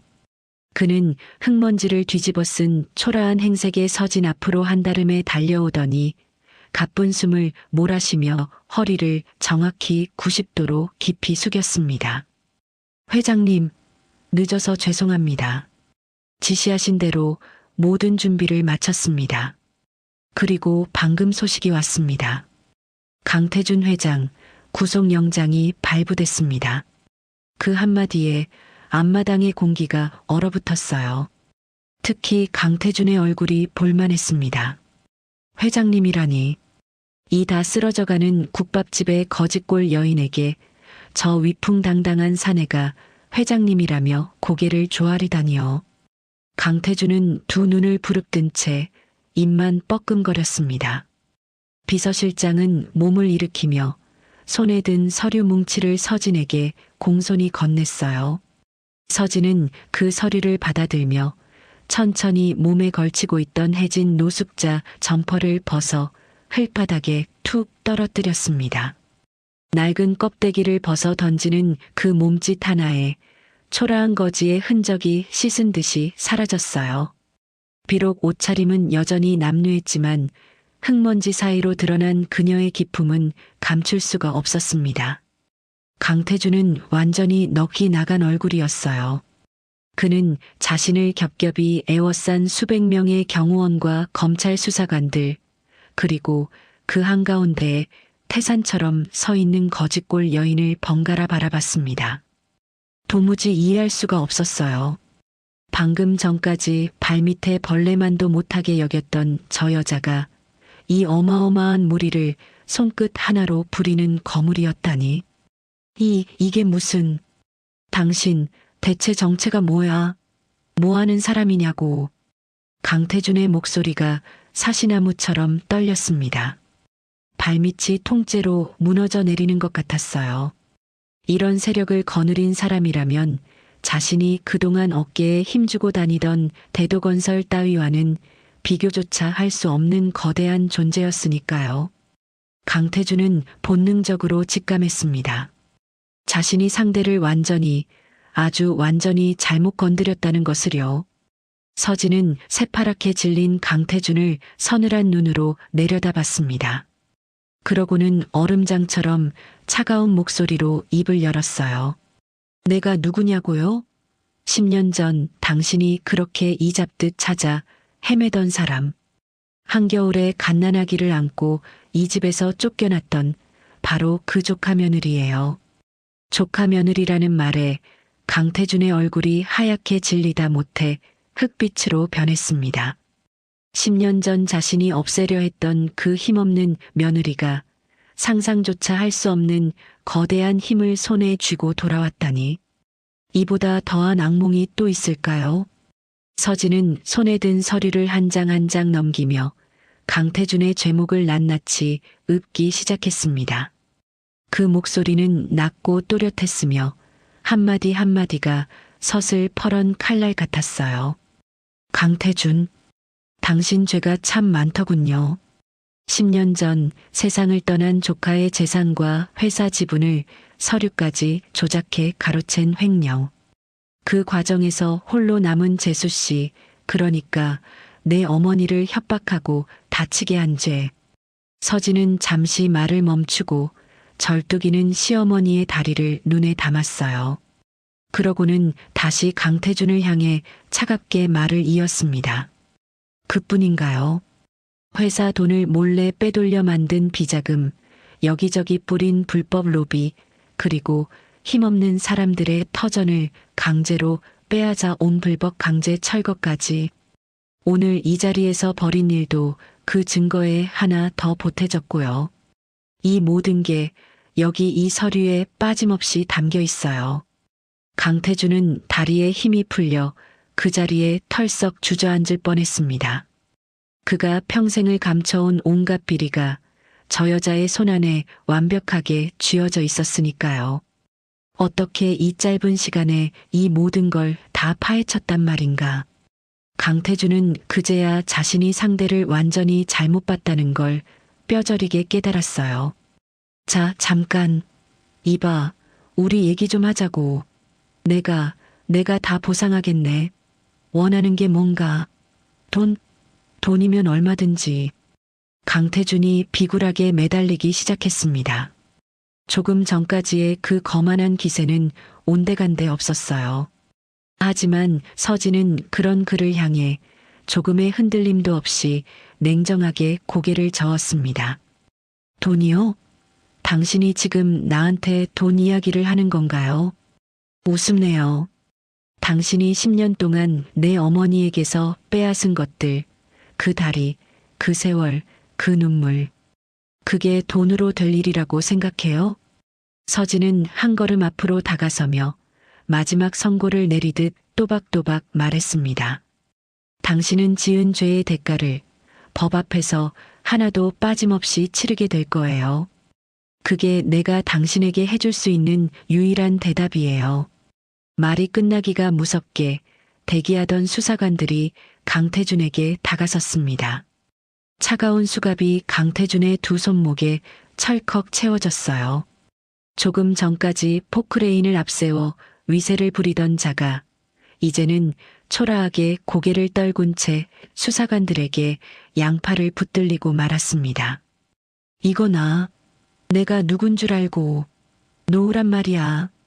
강태준이 발버둥 치며 소리쳤지만 아무 소용 없었어요. 그는 그렇게 비참한 몰골로 수사관들에게 끌려 검은 차량 쪽으로 향했습니다. 위풍당당하게 몰고 왔던 포크레인과 용역들을 뒤로 한 채 강태준은 제 발로 걸어 들어왔던 그 앞마당에서 죄인이 되어 끌려나갔어요. 앞마당을 가득 메웠던 팽팽한 긴장이 그제야 서서히 풀리기 시작했습니다. 서진은 멀어지는 강태준의 뒷모습을 끝까지 지켜본 뒤 천천히 몸을 돌렸어요. 그녀의 시선이 향한 곳에는 흙바닥에 주저앉은 채 이 모든 광경을 넋 놓고 바라보던 시어머니 정숙이 있었습니다. 앞마당을 뒤덮었던 흙먼지가 서서히 가라앉았습니다. 요란하던 사이렌도 멎고 강태준을 태운 차량마저 멀어지자 소란스럽던 국밥집 앞마당에 비로소 고요가 찾아왔어요. 서진은 천천히 시어머니에게로 걸음을 옮겼습니다.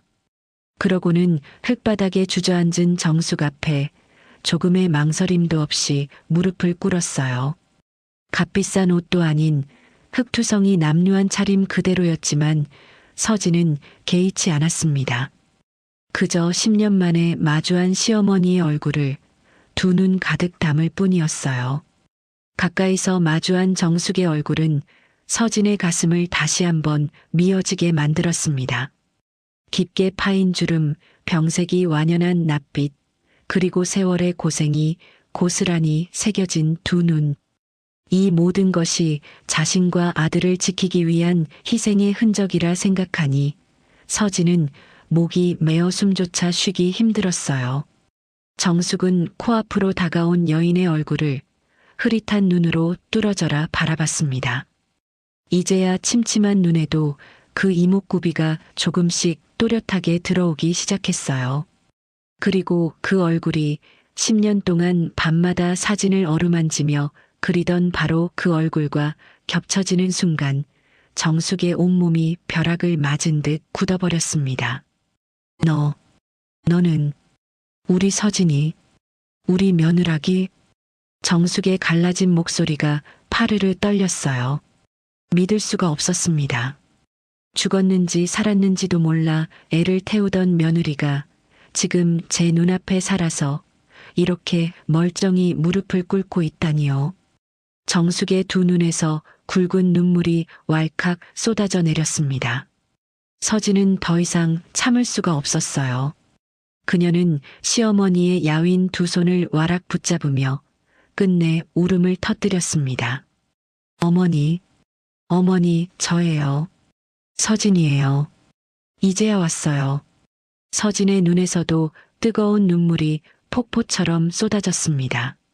그녀는 목이 터져라 흐느끼며 그동안 가슴에 묻어둔 말을 토해냈어요. 어머니, 제가 바보 천치였어요. 어머니가 저와 지훈이를 살리려고 그렇게 하신 줄도 모르고 저는 10년 동안 어머니를 원망만 했어요. 세상에서 제일 모진 분이라고 이를 갈면서 미워했어요. 그런데 그게 다 저희를 지키려던 거였다니. 서진은 말을 잇지 못하고 오열했습니다.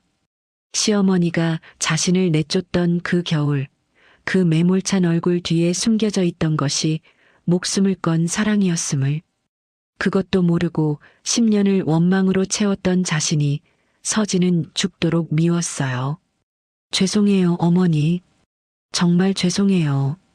진작 알았어야 했는데 이렇게 다리를 다치시고 이렇게 고생하시는 동안 저는 아무것도 몰랐어요. 이 못난 며느리를 용서하지 마세요. 그러자 정숙은 세차게 고개를 저었습니다. 그러고는 떨리는 두 팔을 뻗어 흐느끼는 서진을 와락 끌어안았어요. 뼈만 앙상하게 남은 그 품이었지만 서진을 안는 그 힘만큼은 세상 무엇보다 따뜻하고 단단했습니다. 아니다, 아니야. 용서라니, 그게 무슨 말이냐? 이 애미가 오히려 너한테 못할 짓을 했지. 그 어린 너를, 갓난쟁이를 아는 너를 그 추운 마당으로 내몰았으니 네가 나를 얼마나 원망했겠니? 그게 당연한 거야. 당연한 거지. 정숙은 서진의 등을 쓸어내리며 10년 동안 켜켜이 쌓아둔 눈물을 함께 쏟아냈습니다. 그 눈물에는 그리움과 미안함, 그리고 마침내 며느리를 다시 품에 안은 벅찬 기쁨이 뒤엉켜 있었어요. 괜찮다. 이제 다 괜찮아. 이 애미는 말이다. 다른 건 아무것도 바라지 않았어. 그저 네가 우리 손주가 어디서든 살아만 있어. 다오. 그것 하나만 밤낮으로 빌었단다. 그런데 이렇게 살아서 내 앞에 돌아와 줬으니 이 애미는 이제 아무 원이 없다. 정말 원이 없어. 두 여인은 흙바닥에 주저앉은 채 서로를 부둥켜 안고 하염없이 울었습니다. 10년이라는 긴 세월 동안 서로를 향해 쌓였던 오해와 그리움이 그 뜨거운 눈물 속에서 눈 녹듯 씻겨 내려갔어요. 며느리는 시어머니의 희생에 통곡했고 시어머니는 며느리의 무사함에 통곡했습니다. 멀찍이 둘러선 경호원들과 수사관들도 그 애틋한 광경에 차마 다가서지 못하고 조용히 고개를 숙였어요. 봄볕처럼 따스한 햇살이 서로를 끌어안은 두 고부의 어깨 위로 포근하게 내려앉았습니다. 한참을 그렇게 울던 서진은 젖은 눈으로 시어머니의 얼굴을 어루만졌어요. 그리고 마음속으로 굳게 다짐했습니다. 이제 다시는 어떤 일이 있어도 어머니를 혼자 두지 않겠다고요. 10년 동안 어머니가 홀로 견뎌온 그 모든 고통을 이제부터는 자신이 갚아나가겠다고 말이죠. 그렇게 두 사람의 오랜 상처가 서로의 품 안에서 아물어가고 있을 때였습니다. 앞마당 저편으로 또 한 대의 자동차가 조용히 들어서고 있었어요. 앞마당으로 미끄러지듯 들어온 것은 티 하나 없이 새까맣게 윤이 나는 최고급 세단이었습니다. 차는 두 고부가 부둥켜 안고 있는 곳에서 조금 떨어진 자리에 조용히 멈춰 섰어요. 눈물범벅이 된 서진이 고개를 들어 그 차를 바라봤습니다. 그러고는 젖은 얼굴에 옅은 미소를 띄었어요. 그녀가 기다리던 마지막 손님이 도착한 거였으니까요. 이윽고 뒷좌석 문이 열렸습니다. 그리고 그 안에서 한 소년이 폴짝 뛰어내렸어요. 말끔하게 차려입은 10살배기 사내아이였습니다. 볼은 발그레하고 눈망울은 초롱초롱했으며 온몸에서 티 없이 맑은 기운이 뿜어져 나왔어요. 서진이 미국 땅에서 눈물로 키워낸 아들 지훈이었습니다. 10년 전 강보에 쌓인 핏덩이였던 그 아이가 어느새 이렇게 늠름한 소년으로 자라 있었어요. 지훈이는 두리번거리다가 흙바닥에 앉아있는 야윈 할머니를 발견했습니다. 아이는 조금의 망설임도 없이 두 팔을 활짝 벌린 채 그쪽을 향해 힘껏 달려갔어요. 할머니, 낭낭한 목소리가 앞마당에 울려 퍼졌습니다. 지훈이는 곧장 정숙의 품으로 와락 뛰어들었어요. 그 순간 정숙의 얼굴이 형언할 수 없는 표정으로 일그러졌습니다. 할머니, 태어나서 단 한 번도 들어본 적 없는, 하지만 10년 동안 밤마다 사무치게 그리던 그 한마디였어요. 정숙은 떨리는 두 팔로 손주를 꼭 끌어안았습니다. 그러고는 아이의 작은 얼굴에 잿뺨을 부비며 참았던 울음을 터뜨렸어요. 아이고, 아이고, 내 강아지. 우리 지훈이. 이게 정말 우리 손주란 말이냐? 이렇게 컸구나. 이렇게 건강하게 컸어. 정숙은 손주의 얼굴을 어루만지고 또 어루만졌습니다. 베네저고리 하나만 끌어안고 그리워하던 그 갓난아기가 이제 제품에서 할머니를 부르며 웃고 있었어요. 세상을 다 가진들 이보다 더 벅찰 수 있을까요? 정숙의 주름진 뺨을 타고 10년치 그리움이 뜨거운 눈물이 되어 하염없이 흘러내렸습니다. 지훈이는 처음 보는 할머니가 우는 것이 걱정되었는지 고사리 같은 손으로 정숙의 눈물을 닦아주었어요. 할머니, 울지 마세요. 엄마가 그랬어요. 할머니가 저를 엄청 사랑하신다고. 저도 할머니 많이 보고 싶었어요. 그 말에 정숙은 더욱 서럽게, 그러나 더없이 행복하게 울었습니다. 곁에서 지켜보던 서진도 두 사람을 끌어안으며 다시 눈물을 쏟았어요.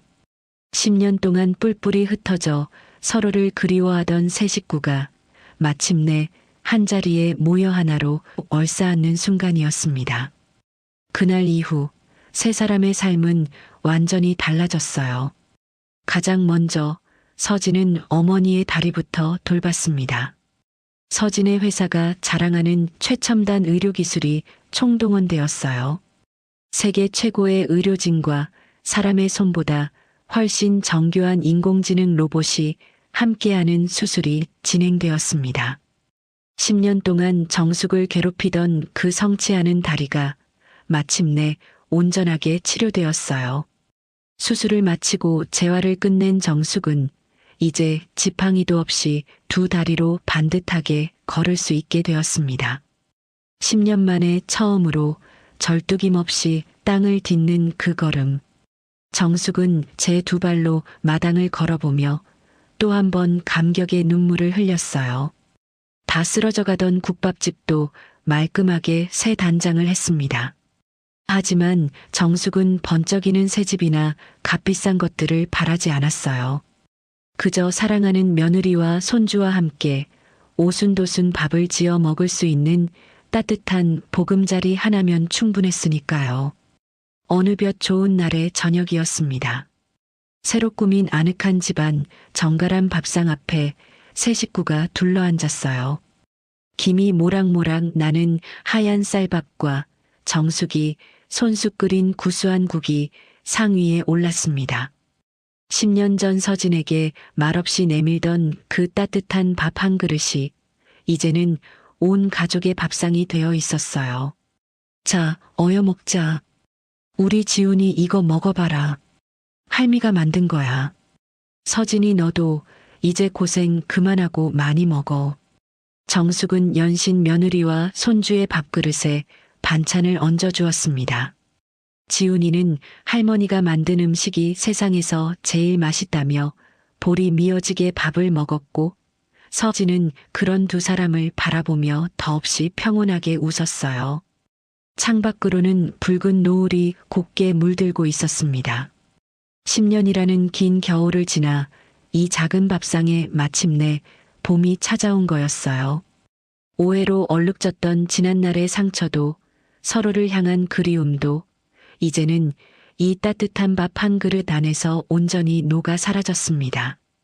한때 복수를 위해 이 문을 거칠게 열어젖혔던 며느리는 이제 사랑하는 가족의 품으로 돌아왔어요. 그리고 새 식구는 다시는 헤어지지 않을 따뜻한 밥상 앞에서 오래오래 행복하게 웃었습니다. 여러분, 오늘 이야기 어떻게 들으셨나요? 10년이라는 긴 세월 동안 서진이 가슴에 품고 살았던 건 원망이었습니다. 하지만 그 원망의 실체는 알고 보니 목숨을 건 사랑이었어요. 시어머니 정숙은 며느리와 손주를 살리기 위해 평생 미움받을 것을 각오하고 스스로 모진 악역이 되기를 택했습니다. 자식을 지키기 위해서라면 세상에서 가장 나쁜 사람이 되는 것도 마다하지 않는 것. 어쩌면 그게 바로 우리네 부모님들의 마음이 아닐까요? 살다 보면 우리도 누군가를 오해하고 또 누군가에게 오해받으며 살아갑니다. 겉으로 드러난 모진 말과 차가운 행동 뒤에 차마 말하지 못한 깊은 속사정이 숨어 있을지도 모를 일이에요. 오늘 이 이야기가 여러분 곁에 있는 소중한 사람의 진심을 한번 더 헤아려 보는 계기가 되었으면 좋겠습니다. 혹시 여러분에게도 뒤늦게야 그 마음을 알게 된 누군가가 있으신가요? 말 한마디 제대로 전하지 못하고 가슴에만 묻어둔 이야기가 있으신가요? 괜찮으시다면 댓글로 여러분의 사연을 살며시 나눠주세요. 여러분의 한마디가 또 다른 누군가에게는 큰 위로가 된답니다. 오늘 이야기가 마음에 와닿으셨다면 좋아요 꼭 눌러주시고 채널 구독도 부탁드릴게요. 구독과 좋아요는 저희가 더 좋은 이야기로 여러분을 찾아뵙는데 큰 힘이 됩니다. 알림 설정까지 해두시면 다음에 준비할 따뜻한 이야기도 놓치지 않고 만나보실 수 있어요. 그럼 저는 다음 사연에서 더 뭉클한 이야기로 다시 찾아뵙겠습니다. 오늘도 제 이야기 끝까지 들어주셔서 진심으로 감사합니다. 여러분, 오늘 하루도 따뜻하게 마무리하세요.